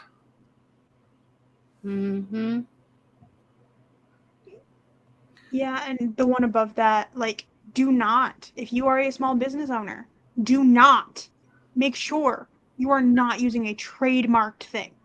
If you're writing superhero fiction, do not use the term superhero. The trademark to superhero as a singular word is owned in conjunction between Marvel and DC Comics. That's why, what I did when I used to make Cassie little character outfits, crochet her little outfits, it was the color scheme, the general concept, but not anything too specific. Hence, also, this is what Spirit Halloween costumes are all about. Yeah. Is how this is how you get around the trademark. Is you see, they do not even use the term or name of the character or the series referenced, because those are trademarked. I remember all of the Guardian Ninja Force Blue costumes, oh, God. Pink and green. that when Power Rangers was really big, I worked at a Halloween shop those years back when Mighty Morphin Power Rangers came out, and oh yeah, all of the Guardian Ninja costumes. Yeah.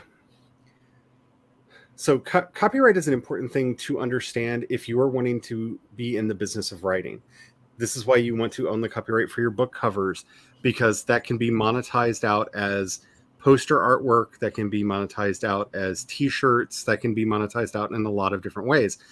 There are some, go to Redbubble. You can see all the things you can put that picture on that people may or may not want to spend money on. Mm-hmm. But you need to, your intellectual property, if we are going to allow intellectual property to exist, is what you are actually making your money off of. So knowing what your copyright is, how many copyrights you have, starting to understand that everything gets a magic number associated with it. So as you're selling copyrights, you're actually selling first, second, third, fourth, fifth, sixth, on infinitum of that copyright out to people. That's how you actually make your money. So when you make an audiobook, that is the audio rights to your book. Every time you do a variant book cover, you get to copyright that book again with that cover. Now, it doesn't extend the copyright on the text, but it gets to revitalize it in the market and give you more things to buy, because avid fans will want to collect all of the variant covers. That is a thing that does happen. It is a real thing. Even The amount of to us people indie. I've seen on TikTok that have like 6 copies of HP, like, and you can see the complete series, and it's like, wow, that's a lot of money. There are people in this town who brag that they have a physical print of every single article I've ever had published in both all the newspapers and the magazines. And they brag about it and have shown me their scrapbooks and their copies that they have guarded against their families de-hoarding. And I'm like, what? Okay. But for Eva, especially, who's looking at doing middle grade stuff, you want to jealously guard your copyright as much as you can, because the most recognizable thing about your book is going to be its cover. The most recognizable thing is going to be any character portraits that you get done. You do not want, in this greedy environment that we have, where people are trying to pump out as much content, for somebody to knock off the visual aesthetic of your characters and run with it without paying you for it. So, for instance, like if you're wanting to have someone else illustrate your cover, you would really want to look at the agreement that you have with this illustrator, that they are not going to commercial use. Yes, that they're not going to reuse, like if they have like a drawing or an illustration of a child on there, they're not going to reuse that for a different cover for a different person later. That you have exclusivity to it. And then, of course, you would definitely want to also get, vector graphics and so on, so that should you want another cover made later with the same character, you can then send that to the next illustrator so they start with a correct interpretation of, whatever is somehow significant in your cover. Whether we're talking about, like, maybe there's a monster house in the cover or any other kind of image. Because remember, they will rip you off if they can. There is a good argument, allegedly, that The Lion King was completely ripped off from the Kimba the White Lion stories from Japan. Allegedly. And they were able... There's enough difference between the visual aesthetic of Kimba and Simba that this has been going around and around for... how long has The Lion King been out? And I do believe they ended up having to pay a settlement to the people that owned Kimba over it. But larger companies will find smaller properties that they can not have to pay the owners for. And also, if you have the copyright cover for, you can go to places like Amazon and say, I'm the copyright holder, and they're using a cover that looks just like mine. Yep. And so Amazon then will take their product down after, of course, probably arbitration. will take it down. So like there are reasons to be aware of your copyright rights because wild things happen. And while it's important for all of us, if you're in middle grade, it's really important. There's a lot of IP theft. Middle grade's kind of a wild west out there. It's right up there with romance and a couple other genres of stuff where it's romance, middle grade, and nonfiction are wild places on the book marketplace around the planet. I know that because I follow Lyra Parrish on aka Courtney on Facebook. So like they had to, like Kennedy Fox had to deal with a thing where somebody was blatantly copying everything they did. Mm-hmm. All of their advertising, they did like their stuff. They did this thing. They did this thing. And then somebody else had complete like paragraphs or pages of their scenes. Yep. Just put in there. It's real. Well, let's see. Nia says, "Wow, I plan to make all of my middle grade romance images." Good idea. So, let's go for another little 10-minute breaky break. Little sprinty sprint. And when we come back, I assume more of the same. Be sure to put your questions in the chat or we will just riff. If y'all have no questions, it's just going to be chaos up here. So we hope you like chaos. Because I have a feeling Laura, Kat, and Charlie have more things to say. I can show you another of my covers. Yes, Laura's even got another cover. So that is what we'll all do. My covers open if we want to look at them. Right, Kat same. got stuff. Like, yes, all the lovely artistic people that like are good at the thing. So, again, do you have something to drink? Is it time to check in with the bladder? Our introverts will unpeople for a few minutes, and we will see y'all back here in about 10 minutes.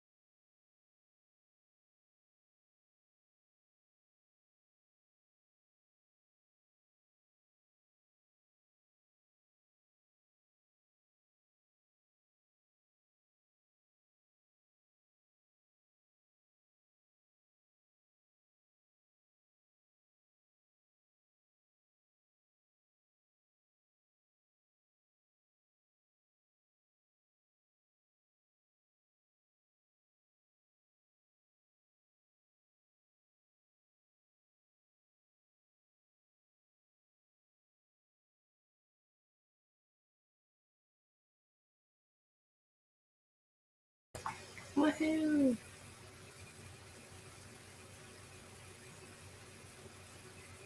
Boop-a-da-boop. Boop-a-da-boop. Boop-a-da-boop-boop-boop.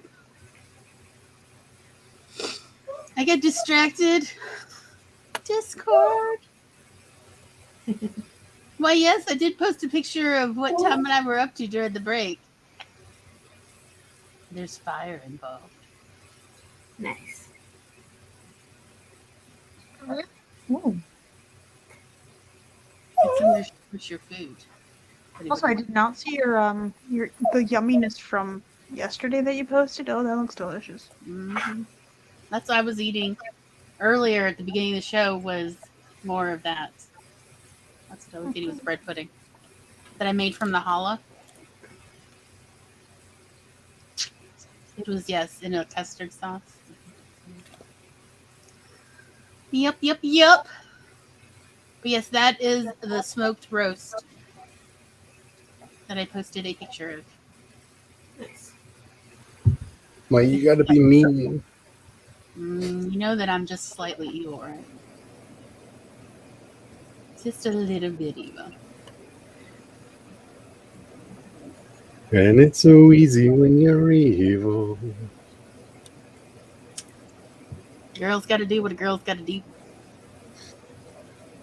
So, can I show my one cover and then skedaddle so I can take Roy outside? Poor little Roy, yes. I know. And then we're gonna steam some red potatoes, and then smash them, and toss them in butter, and then crisp them up in the air fryer. To go with the roast. Oh. So I made this in Canva for my YA sci-fi that I wrote, my first ever book.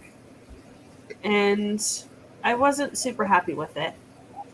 However, my sister lived in New Zealand for a few months doing research for sea life and stuff. And yeah, she took a photo of a seashell. And so she let me take the photo of the seashell and just stick it on my cover. So sometimes photography is a good resource. Mm-hmm. And then, like, her picture of the waves I used as well. Mm-hmm. Yeah. Like, it's just a photo that I cropped and Canva fonts. Good old Canva font. You know. And never sell short the beauty of a good filter. Mm-hmm. So if you find a picture that you like, a photo that you like, but it's not in the art style you like, guess what? There's probably a free app Mm-hmm. that will convert it into the art style that you're looking for. There's a filter for everything. Let there be. All right. It's the candy time. Good luck, Eva. Woo. Good luck at Scary Weens. We just had a horde of children in the back of a truck go zooming down our road, screaming and shouting and chanting something. So tonight should be fun. It's the most frightening time of the year. Did the exhaust coming out the tailpipe look like ghosts? No, but we stopped doing candy on Halloween because we got tired of all of the Karen parents who, like, the kids were like, "Thank you," when you gave them candy, and the parents were like, "Really? You have fun size?" Like, Oh, I would just be giving I'm out broke. all the Skittles stuff of like taste the rainbow, bitches. like I got into it with a dad in the front yard, and I was just like, "I'm not doing this in front of your children," and like turned my lights out and had more candy for me. Because I don't feel like fighting with parents in front of their kids because they don't think that I'm generous enough. This is not the wealthy part of town. That's the hill over there where all the doctors live. Head on over there. Look for lights. All right, I'm going to take this puppy outside. Okay. Do you have a costume for Roy? He won't even wear his bandana. Oh, Roy. I know. You need to raise him right. You can't mess with perfection, Glory. Excuse you? It took Cassie several years to tolerate the collars and things that I would buy her. Like, and then it was just like, for this Christmas picture, come on. She eventually learned the treats equal the costumes, so just put up with the costumes to get the treats. Okay, so our cat has learned where our food comes from. And we always know when they feel that their food dish needs to be filled. Not that it needs to be filled, because they don't like it to ever be empty. Right. It has to have a certain amount of food in it that we have not been able to learn how to judge, because they know our food comes from the refrigerator now. Mm-hmm. And if they see us go towards the refrigerator, they will run through the kitchen and jump at the door to slam it shut out of our hand. They're like, no food for you. Give us food. Feed us first. No food for you. Mm-hmm. All right. See ya. Okay, bye-bye. And if it wasn't for Brian's allergy to being recorded, I would probably have a video of this. But he noticed that I was recording and had a Brian-sized freak out over, you're not making a video of me, and scared the cats off.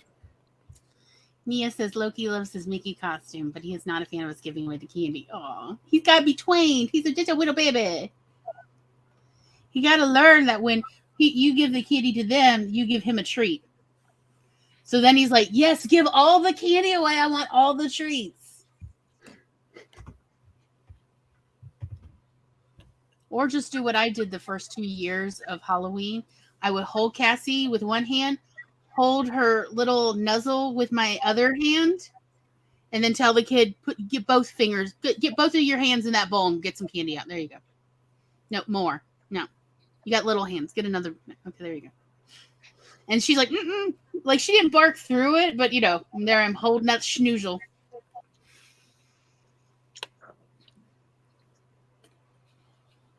I didn't have the heart to ask a friend of mine if his Halloween costume means he's coming out as a proto-furry.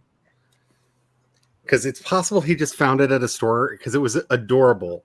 It was this, basically, it's a hood cape that can button down the front like a poncho, and it's a little doggy mask that you can look out of, and it is honestly one of the most adorable things I've ever seen. But all I could think is he was like, you see the costume that I got was, are you coming out as a proto-furry? Is this your first suit? But I didn't ask. I wanted to. That was my good deed of the week. Yes, just let it flourish. Let's see what happens. I did not want to ruin his enjoyment of this beautiful. I mean, it was so adorable. It was so cute. And honestly, if they had a tiger one, I would be wearing it right now. But they didn't. But I just... This is how the agenda really works, people. Really cute Halloween costumes that turn people into furries. Yes. That is the agenda. Absolutely. Mm-hmm. I finally understand. That's why I'm happy to make little monster socks for all the kids. So they can just go around their house in their little socks with their little monster toes and everything.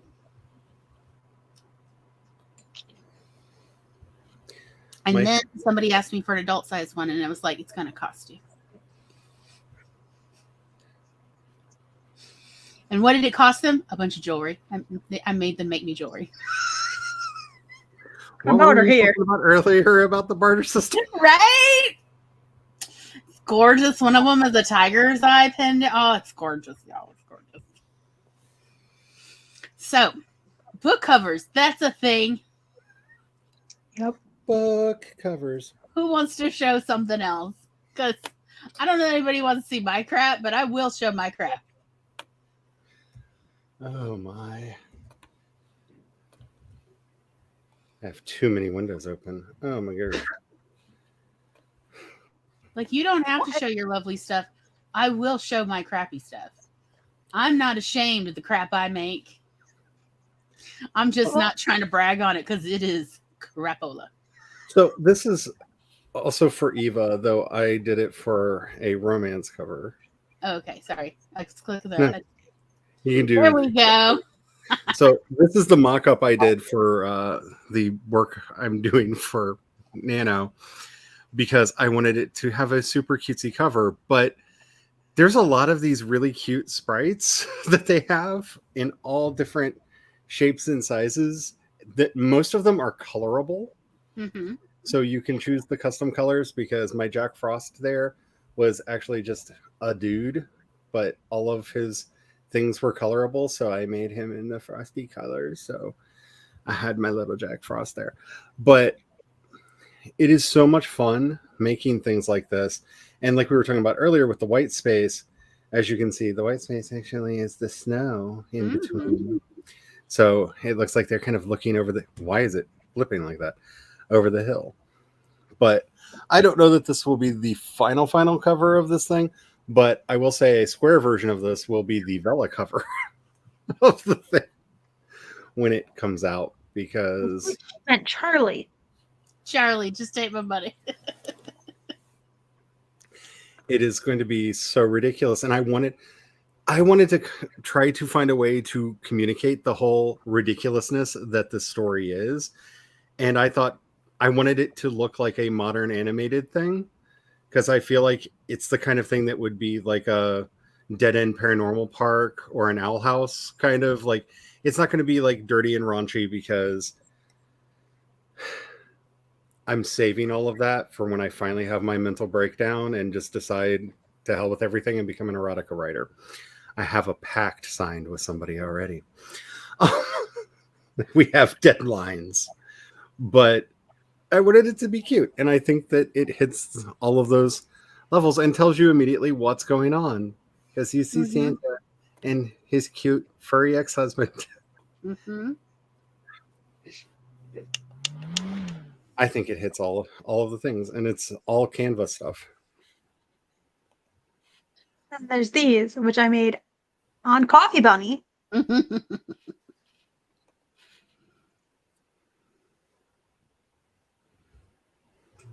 As a joke, and then I liked them. And I was like, you know what, these are actually going to be the covers.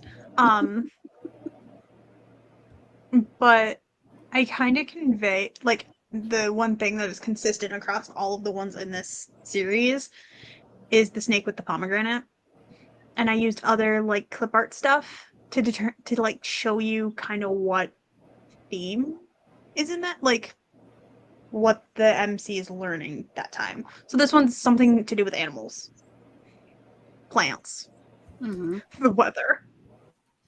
Also, eventually I came up with titles and they got more sarcastic as I came up with them. Blocked.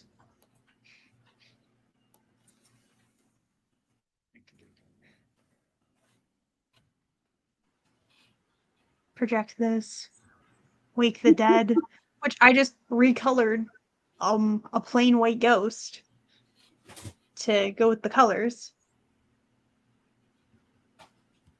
And then the snake with the crown and the scepter. So like these are just like my really fun ones. And then is it this one? Yes, it is this one. So I actually originally made these ones to be the Blood Rain covers. And then after I was reorganizing my room and I came across the covers of the Vampire Diaries that I had, and I was like, I'm feeling very nostalgic for how they did those covers. And for a while, a lot of covers were like this. Like with the partial face. They were all normally like this for a while. Mm-hmm. Which actually, the background is a Artbreeder image. She is an Artbreeder image. And then I photoshopped tears. And then I did do some altering to I used a filter on the background. And then I played with Blood Queen by adding blood to it. And then this is the same her, just differently altered. Just Flower Crown, because it's hilarious.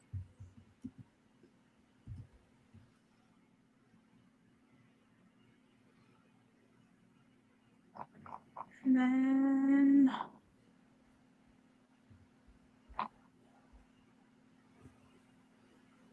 this one's really fun. I think people have seen this not on screen. I think like Glory might have seen this. I know Charlie has. Mm-hmm. Yeah. Which again, it's an art reader image. And I think I ran a filter over it.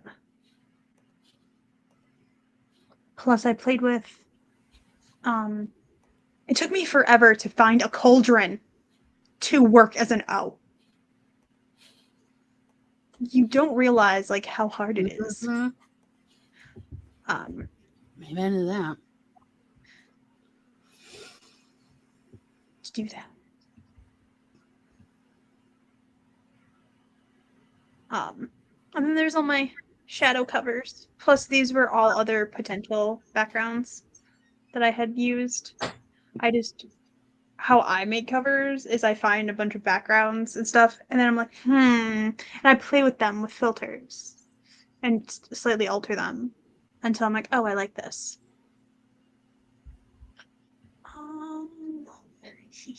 Nobody's seen this one except Charlie, I think. I really like that one. This one is actually for the skits that I'm doing on TikTok. I haven't put it on there because I made it after the first couple skits. But Ghost Not Found Here.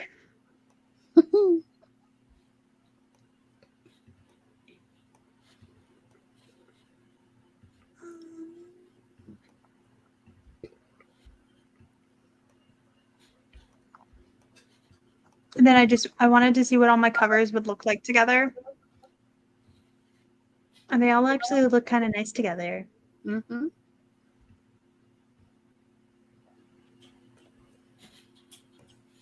So, yeah, those are my covers. I am loading some up right now. Do you want me to go next then? Yeah. Okay. All right. Behold my crap. Hope you had good dinner. Yes. That is not what I wanted. I hate when I open the wrong tab. The last of the summer kisses. Oh, this one. Okay, but Glory, it looks like one of the classics book covers. Yeah, that was my point. I was looking around and was like, oh wait, that's crappy enough. I could copy this. When I did not copy it. What I did was I looked under Wiki Commons for images of paintings from that time period that were no longer under copyright, that were under Creative Commons. And I found a picture, and then I put a filter on it to fade it out so that it was not distracting from the wording. And then I found this format on Canva. This was way back when they only had like 50 book covers templates. And I found the one that looked most like Penguin. You know, those penguins. And I'm talking, what I mean by it is like this little bar up here where there'd be, you know, like Penguin classics, right? And then there'd be the title and maybe maybe like a tagline and then the author. That's it, you know? And that's what I did. That's literally the last of the summer. This is an actual story I was working on. I have a manuscript. It's halfway done. I have done readings every once in a while. Okay. And then how could I show you? That is not what I want. Nope, that's worse. Oh well.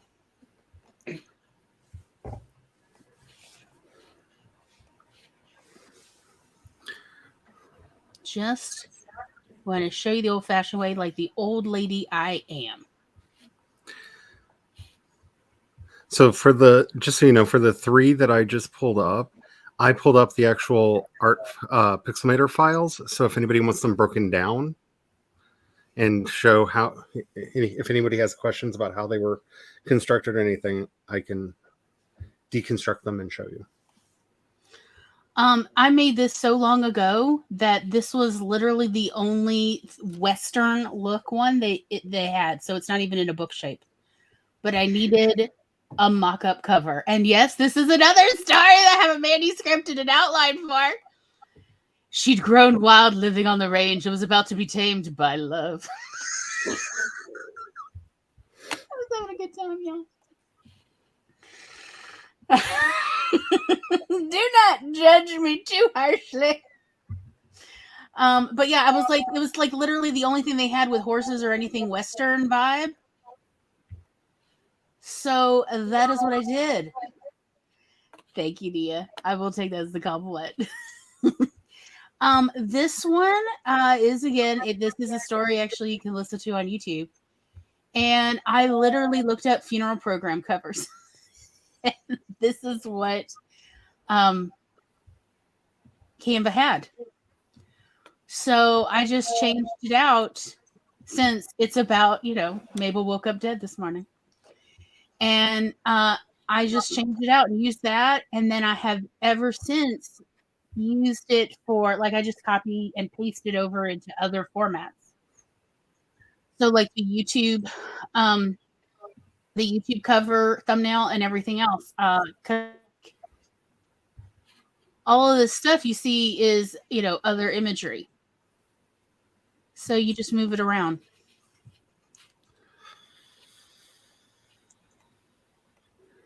Shall we show them for a different purpose? But I have so many of these shitty covers, Tom. So many. This is the Sam Brownie's story.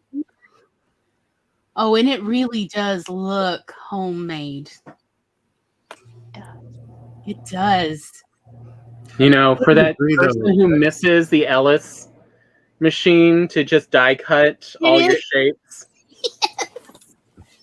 It To a certain degree, though, that kind of fits the Brownie story, though. It feels like it really needs to look like a collage that they put together to explain their triumph. Wrap this together themselves. Like the one thing you need to do is put some visible tape holding each of the pieces. Oh my god, that's brilliant! I need to go in and edit it then.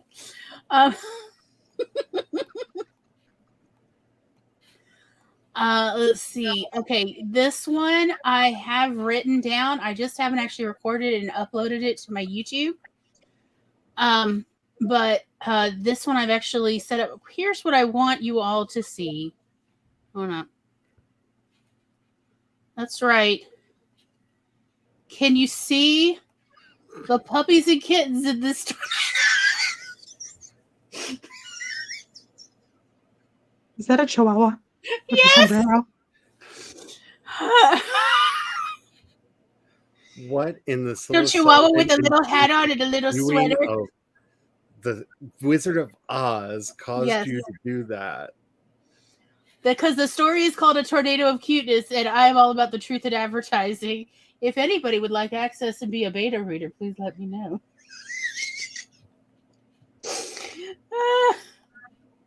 Okay, hold on. We're almost done.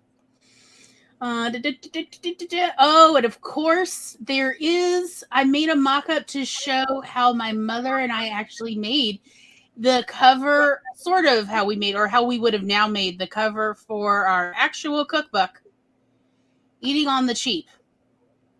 Published this one when I was 15. But in reality, what we actually used was real grocery store bags. So we fed through a color printer to make it in red and black. And then we used that as our book cover and bound it in, spiral, since it was a cookbook, so it would lay flat, because I don't like cookbooks that don't lay flat. I mean, I have strong opinions. But this is pretty much, it was that simple.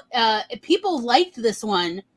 We sold 500 copies. It pretty much paid the rent for 8 or 9 months for me and Mom. Like, it paid our whole family rent. We were about to be evicted, and we were able to pay the rent selling 500 copies and hand delivering a lot of them around North Mississippi and selling them all over the country because a mom had a friend who did they used to be called like green books, but it was like you'd buy a book of coupons for your town or the nearest metro area, and you'd get discounts at restaurants and theaters and other things. And my mother's friend, she said Come to town. Huh? We had something like that up where I lived. You Right, can get yeah. like a tour on the town. It's like, yeah, it's thing. by your region or town. And but it's actually usually done by national companies or regional companies, and they just sell advertising. All those restaurants and stuff, they're actually paying or they're giving permission. And so my mother bartered with the woman who had at that point a regional business of doing this. My mom worked for her for like, I think it was like 80 hours, and in return she got paid so much, but also she got an advertising page for our cookbook. So we were mailing copies of the cookbook. People were mailing us checks for $10, and we were mailing them cookbooks all over the US. And this was the cover. People really liked the cover. It's so simple. And I think that's actually what appealed to them was, look, we're not fancy. I'd say it is book covers are about cluing in your audience to what they're going to get. And, it's just like advertising and everything else. So if you want to make sure what they're looking for is what they're going to get. And yeah, that one is definitely get a sense very quick. What we really wanted was we wanted a little bit of groceries peeking out from the top of the bag, but we couldn't manage that for cost of ink wise. So we ended up getting scrapped at the last minute. But it was still good enough that people liked the cover. And when I say that, the reason I know they liked the cover and they liked the book itself was people would buy one copy, and then they'd come back and buy 9 or 10 copies for Christmas to give out as gifts. So I took that as a good sign that they really liked the book, and that included the cover. People often also talked about how much they liked the book cover. So the way the cover was, it was actual grocery store bags that we like skedaddled from various grocery stores and then cut up. And then we put a clear cover on top of it to protect it so we didn't have to pay for lamination. And it was just part of the binding. And that's what we did. And people liked that, again, because I don't like cookbooks where the cover gets ruined and then the book looks raggedy and it goes downhill really fast. So this was the actual cover we used. So that one is a real book cover, a published book cover, an indie book cover from the mid-90s, if you want to really get into it. And then that is my last cover.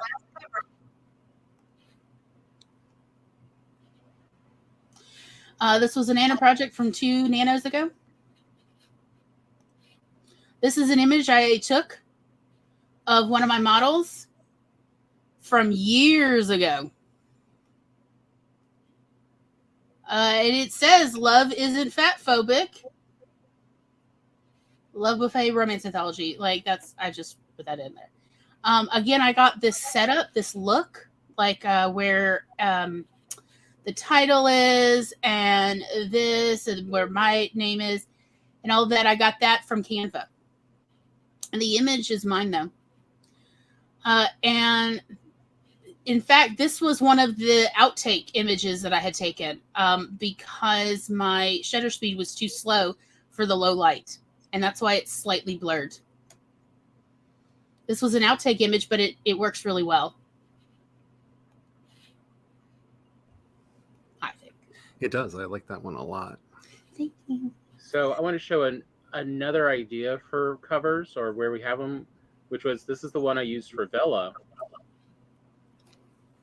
And I'm very quickly having to get across the concept of, the story is called A Different Universe. And you can see how, it looks torn and it's overlapped. And, we've got 2 people talking. And Vela at the time, had a thing of you put any words on your covers because they were going to turn these into icons. And so that's why mine looks like this. I also wanted to show, though, here's what I started from. And you can see how you can change a lot. but it gives you. But sometimes it's nice to have a beginning place.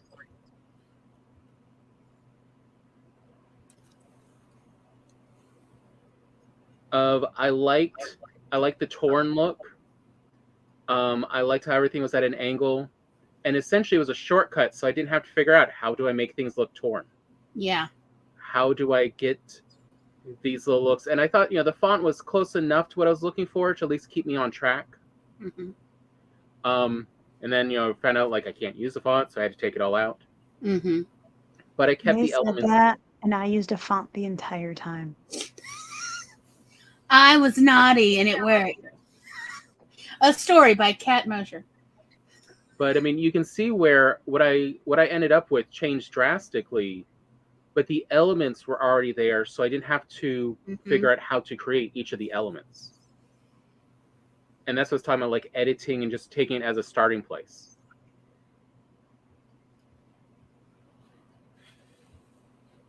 Shall we do Charlie? If you want to. So Of course I I do. have 5 books. Such a pretty coming out cover. I have 5 books coming out next year, and I'm saying this because they're all written. These are just sitting around, and I finally decided to bite down and just put them out into the world. So the first 3 here are for a trilogy, the Whisper in the Dark trilogy. This is book 1, Crucify My Love, which is a wonderful romance story about somebody who's tied to a dark death god and the sweet, sweet, sweet military officer that they fall in love with in a village being attacked by zombies. I love this epic fantasy series. If you enjoyed Raid, these books take place in the same world that Raid takes place in. I was holding them back because of where they happen in the timeline. I got to the point where I don't care anymore. I'm going to put them out anyway. I think people can assume that the Cataclysm our heroes are fighting, they're probably going to have some sort of a victory. Because epic fantasy story is kind of baked in, and I want to get these stories out. So this is Crucify, which is the book that I credit with teaching me how to write like me. It's follow-up, Sanctify My Sins, which takes place in the aftermath with so much going on. And yes, there is a dragon on the cover because there is a dragon that is very important to the story. There's also a thing on the cover that no one's going to know what is that thing behind the dragon until you get to that point of the book. And then it's going to be like an OMG moment. And then you'll flip back to the cover and go, oh, I know what that is now, because it is important to the story. I had a lot of fun coming up with the art style for these. I did not actually intend them to have this very stark, solid color thing, but it's how they worked out. This is the 3rd and final book in the series, at least as it stands right now, Glorify My Name. And I still have some work that needs to be done on these covers. I'm not entirely happy with how like the lettering is standing out and whatnot. I've been focusing a lot more on getting the stylized art looking the way that I want to. But I'm really excited to get these out into the world because I've been sitting on them for quite some time and I really, really like them. In a parallel, that actually 2 of these books. So the second book I'm about to show you takes place at the exact same time as Glorify My Love does, which is fun because there's same universe, a completely different place. You may have heard me talk about my epic fantasy Magic College series. So that would be this. This is the House of Blood and Flames series. Book 1 and 2 are already written in this series. This is book 1, The Labyrinth of Souls, where we get to see some of our characters in place on here. And then its direct sequel, The Stone of Heaven, which takes the story in a much darker, much darker place, which makes sense for the setting for anybody who has an idea of what my epic fantasy is like. And I have had a lot of fun making these. I used a lot of different tools to make the artwork look the way that it does, to get it the way that it is. All of the characters are designed in DAZ 3D, which is what I used to make Carrie's book cover for Welcome to Coolersville. And if you've seen her cover and compare that to these, you can see how much bringing an art style to a project really changes the way the project looks and feels. Mm-hmm. Whereas these, I really wanted to feel like the more classic epic fantasy stories that I read when I was a kid. And so they have these, full color illustrations with people in almost cinematic movie poses that tell you a little bit about who they are, hopefully give you a sense of what is going on, the looming villain in the background, all of that fun stuff. And of course, as we go into a much darker story, the imagery gets darker, but is hopefully keeping the design language moving forward in through all of it. And I'm really excited, and I can't wait to put those out into the universe. Did it not show the others? Dang it. It only showed. I went back and it's showing just Crucify. Mm-hmm. But it's only showing me one window to share. Ugh, I'm sorry. I wouldn't have been prattling on if I had known it wasn't sharing all the screens. I was busy typing. So here, let me break those out I into was- separate screens. Putting all the links for Tom.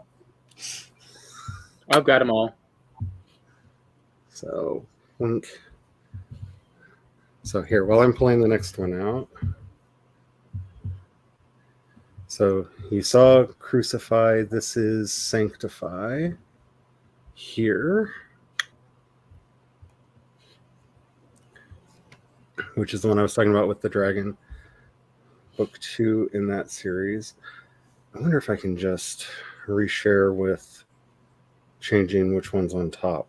Why was it not changing? I do not understand how StreamYard works sometimes. Nude.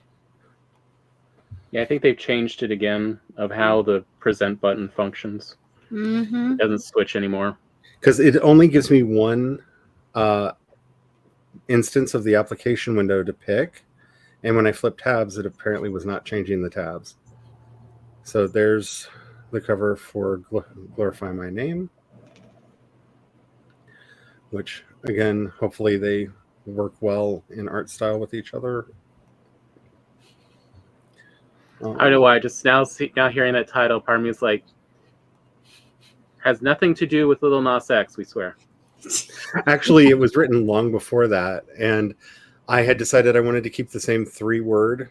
The first one was inspired by the ex-Japan song "Crucify My Love," and I wanted to keep that same something my something. So "Crucify My Love, Sanctify My Sins, and Glorify My Name" became very like the obvious way to do it, I felt.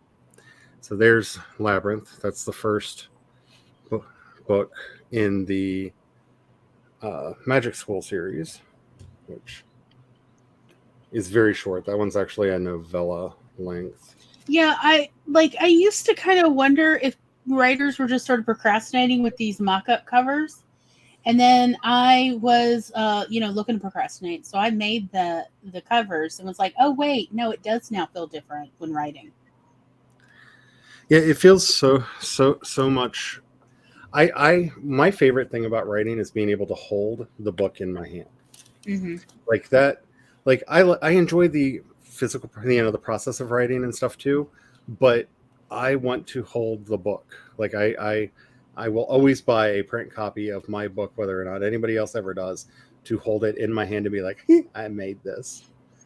And so by making the cover, it makes me want to write it. And this is book 2 in the House of the Blood and Flames. That's why I have like 19-20 covers.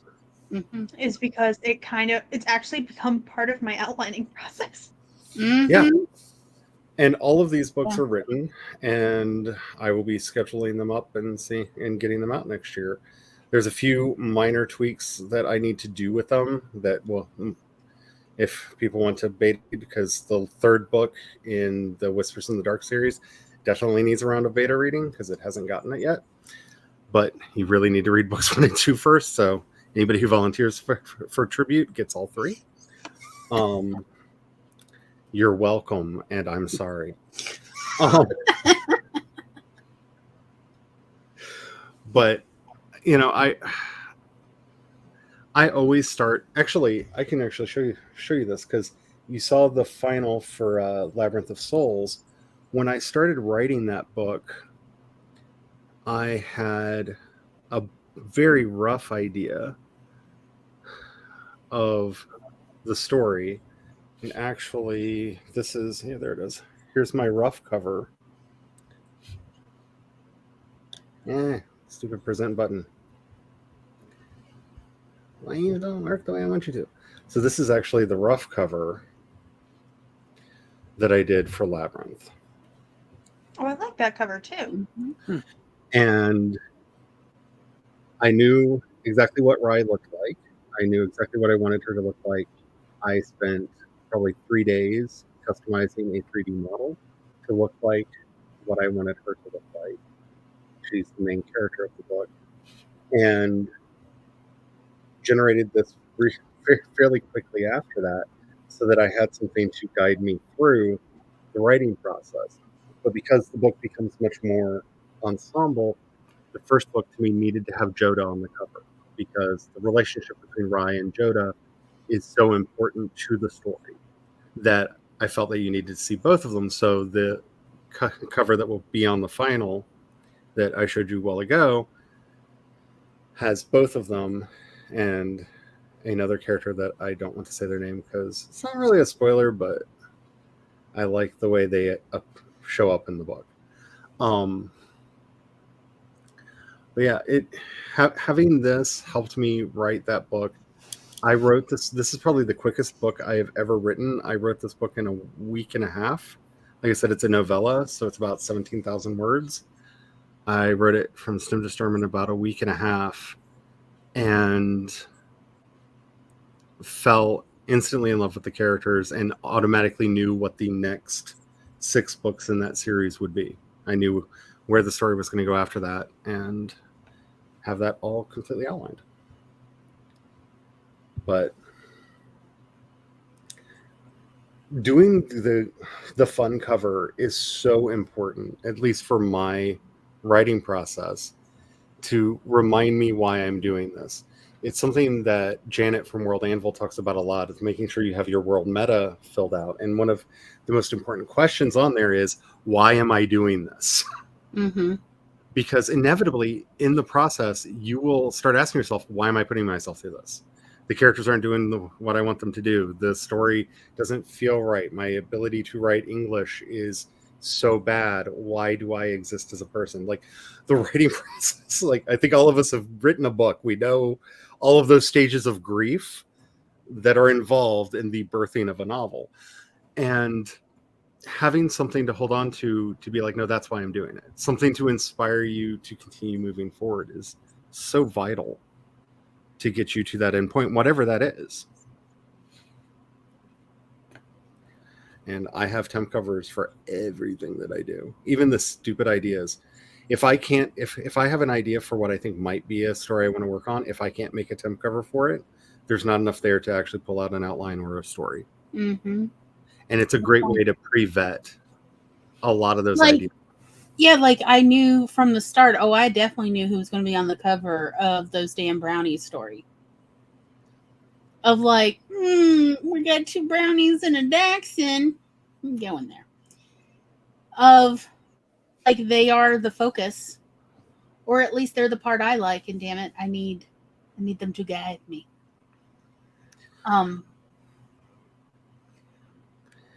Because like when I got the basic idea for the House of Blood and Fire books, my first 2 questions that I asked myself is, does the world need more magic school fiction? And B, do I need more magic school fiction? Like, is this even a thing that I like? Do I need? The answer is always yes. And because I was so burnt out because I had just finished reading, what's that series, the Cerulean House on the Hill? It's another magic school series that I had read. I just also finished the Magician series at the time when I first started doing this. I'd I finished want to reading one reread. book. I think it's in middle grade. I want to reread Charlie Bone. Charlie Bone. Mm-hmm. I really want to reread that. I like the Worst Witch. That's like, I'm dating myself. I'm aware. But the Worst Witch was so similar to my own personal experiences at boarding school that I was like, mood. Glory, they have redone it in the last decade. Yeah. It's a Netflix show. Yeah. Yeah. But it's missing Tim Curry, so. But I knew I wanted to write those books when I There's finished that that first weird couple. sexuality happening, bubbling up among these teenage girls. Where is it? Because that's definitely a thing.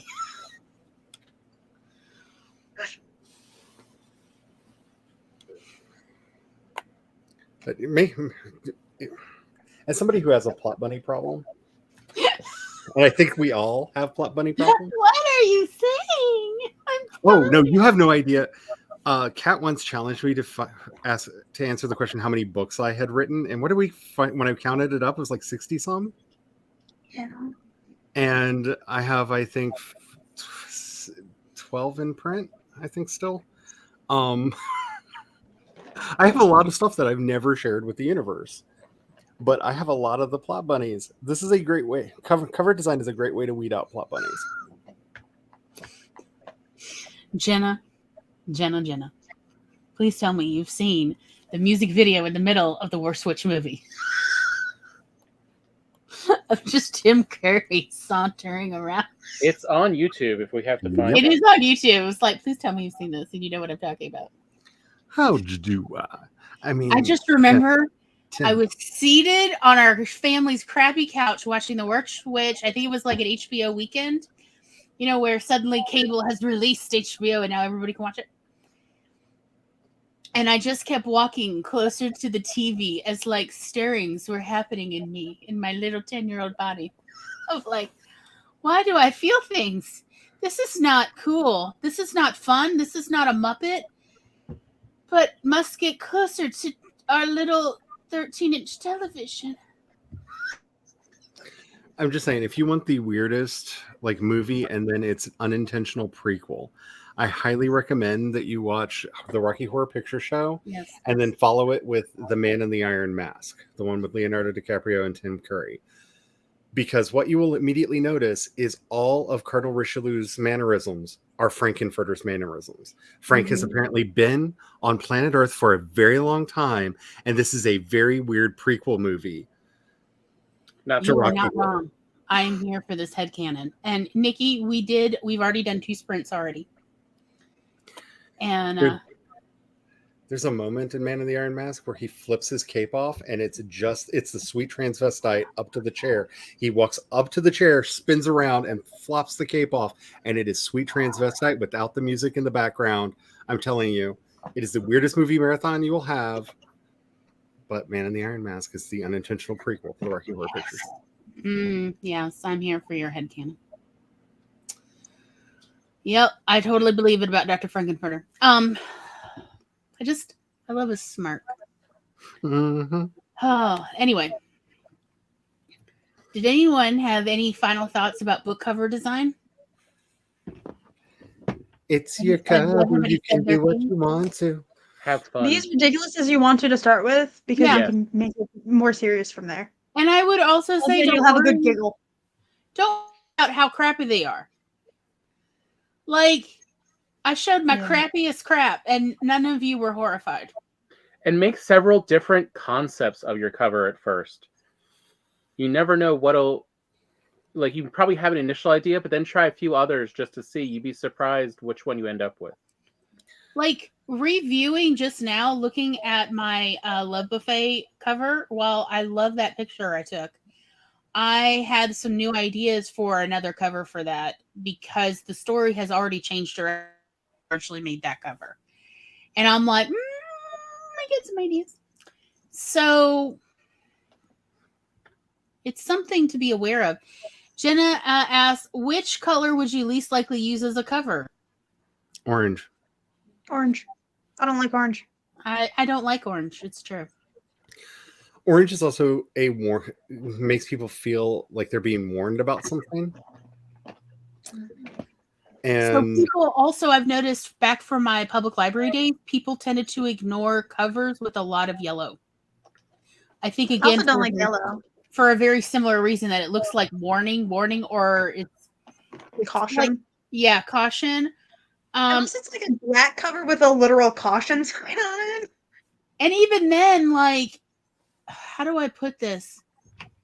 It's a very limited demographic that would pick it up. And it's specifically like males between the ages of, let me think, 22 and 34 would pick up books that were predominantly yellow or orange, but most other people didn't. And I think it's because overall, people, when they are looking to get books to read, to take home to read, they're not wanting something so emotionally intense.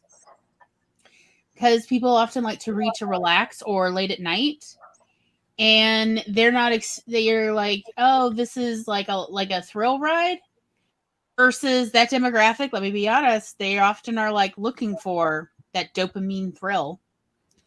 So I would say it would honestly depend on the kind of content in your book, and then the color of your cover should match that vibe.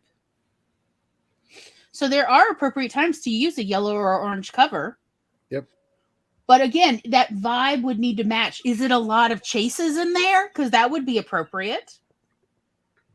Is it a lot of intense, like anything? What was that movie or that series? There were a bunch of movies where everybody was rock climbing there for like a solid decade. Do you remember in the 90s? Yes. That is appropriate to have some yellow or bright orange, not unlike this background here that I use that looks like a candy corn. That something like that like it being that vibe. So it would depend on the vibe of your story.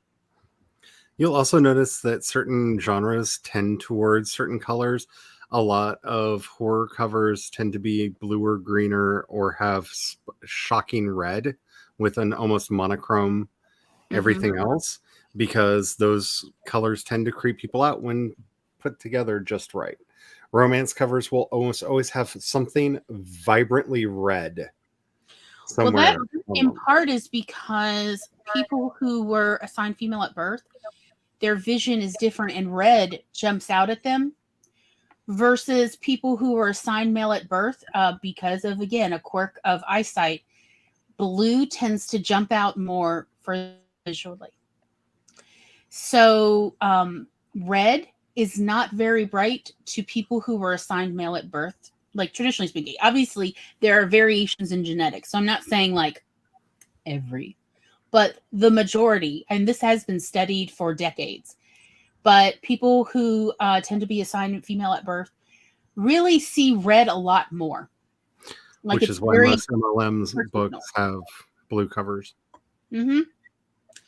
So it's something just to keep in mind. There's no hard and fast, though, I would honestly say. Like, what if, like, everything we're saying, you're like, but I love yellow and orange, and my book is cottagecore. Do it. Yeah, do it. Do what makes you happy. Because I'm willing to bet there's a subset demographic that has definitely been underserved, and it's the same kind of people that match you. So, do the thing.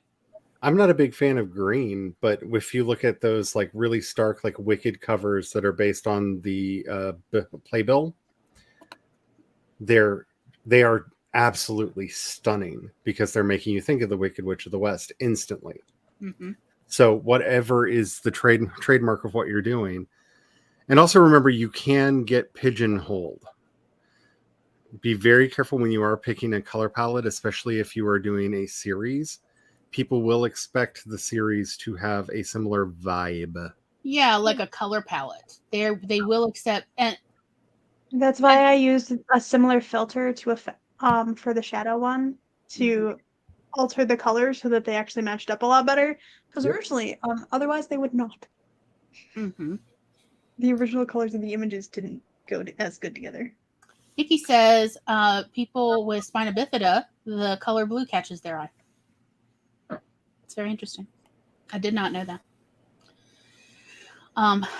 Also, like as I said, people who are assigned male at birth, the color blue tends to catch their eye. Like it jumps out more. And red tends to be muted. And I've actually seen some where they mock up to show people what this looks like. And it's like, oh, that is seriously muted. Because to me, I can tell you every single thing in this room right now that is red. And there's a whole lot of red because I have ADHD and I get a lot of things that are red, so I'll be able to spot them. Otherwise, if it's black, oh God, I can't see it. Tom knows. He thinks it's hilarious that everything black just disappears into shadow for me. I will not see it. It could be a water moccasin and I won't see it. So it's not good. No. But all the red things, oh, I know where every single red thing is in this entire space because it all jumps out at me. I cannot not see it.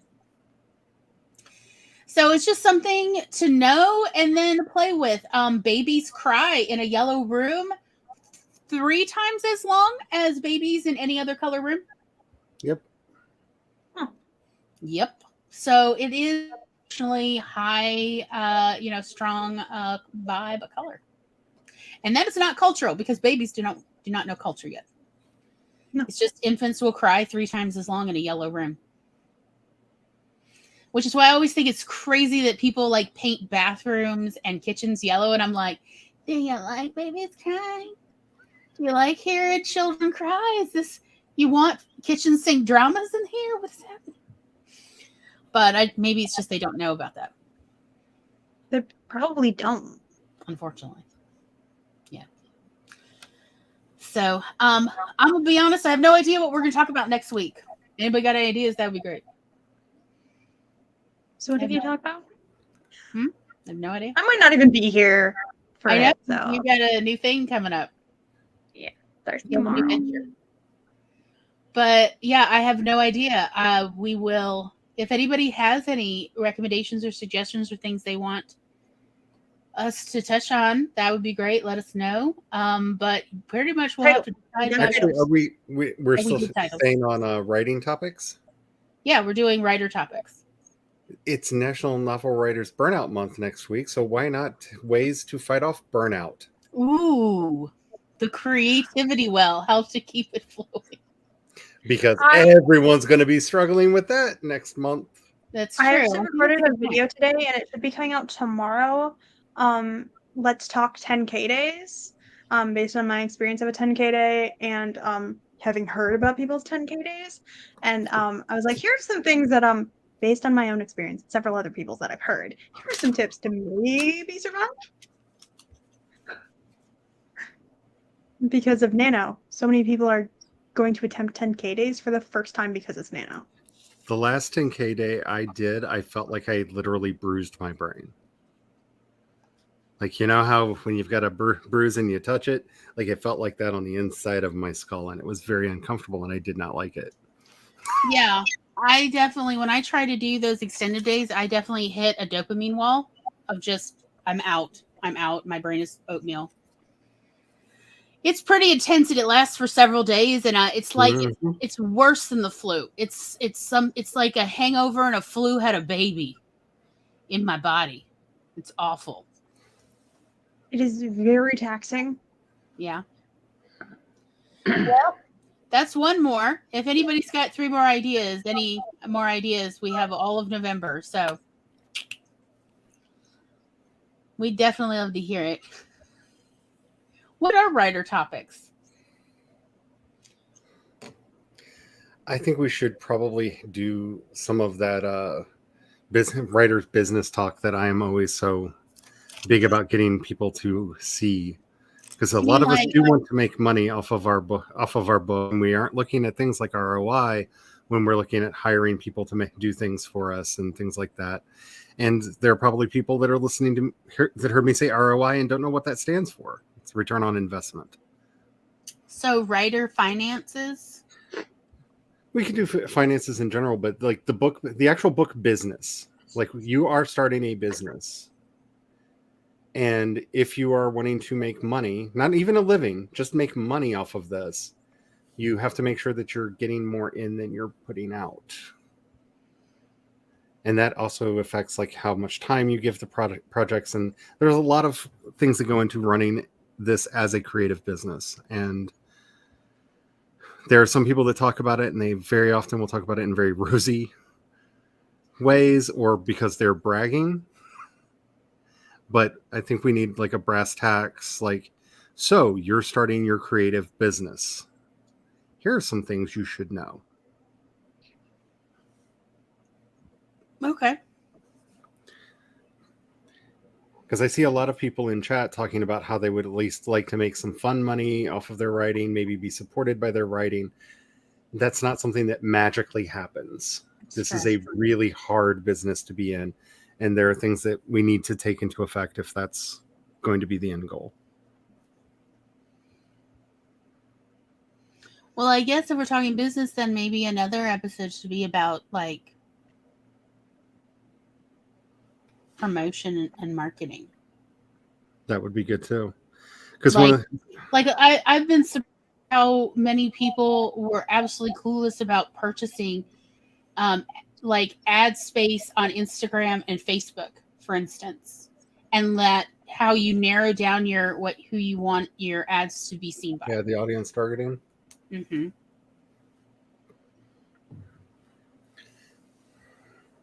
And since we're probably only going to have Instagram and Facebook left if Mr. Musk continues with some of his lunacy. Oh my goodness, yes. Allegedly. I know it's not a get out of jail free card, but allegedly.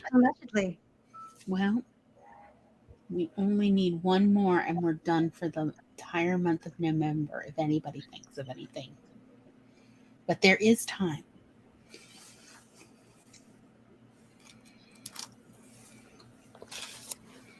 What are writerly concerns? The changing landscape of publishing is one that I would love to get if we could find any of the trad people to come in and have that other side of the discussion on. And I would love to, but I only get turned down when I invite people. So I have sort of given up in the last year. Yeah. I've gotten a lot of excuses, but ultimately they're just excuses. Because I know a lot of my own experiences with that and watching the market shrink and continually shrink. We really are going to have to figure some stuff out. And I'll probably talk about that some on the business one. Yeah, well, I was thinking with the marketing promotion, I was going to talk about book funnel and other ways to send out copies, both for promotion stuff, like to reviewers, and as well as honestly, how to assess whether this is a good advertising opportunity for you. There's nothing wrong with paying for advertising, but you shouldn't pay an arm and a leg for advertising. No, especially if you don't have to be more than you're paying. Right.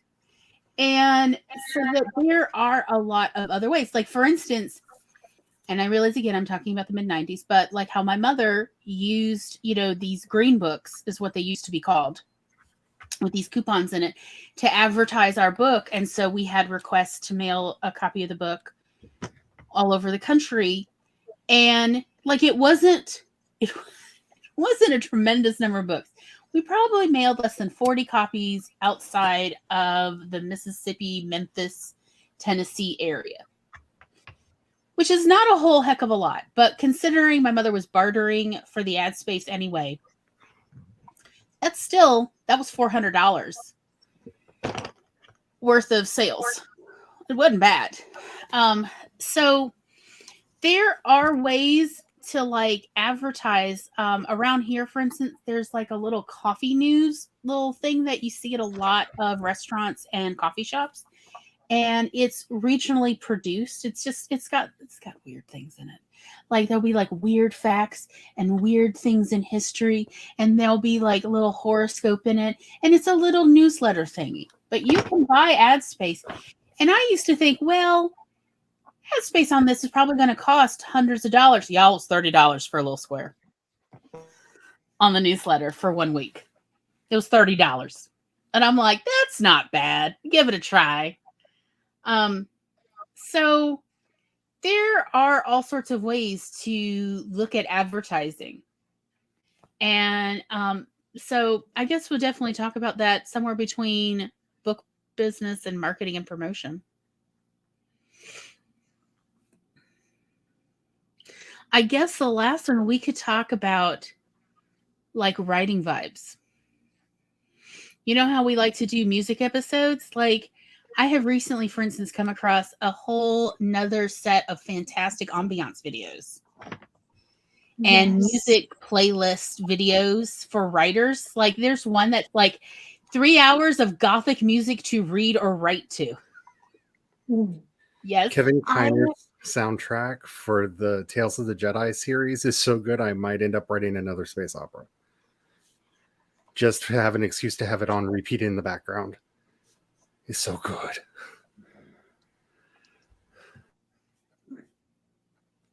So that's one we could definitely do as well. That would be fun.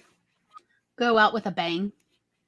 And writer vibes wouldn't even just be music. It could also be like your mood boards, your like, do you put a visual on your computer? Do you put something in your planner, in your bullet journal?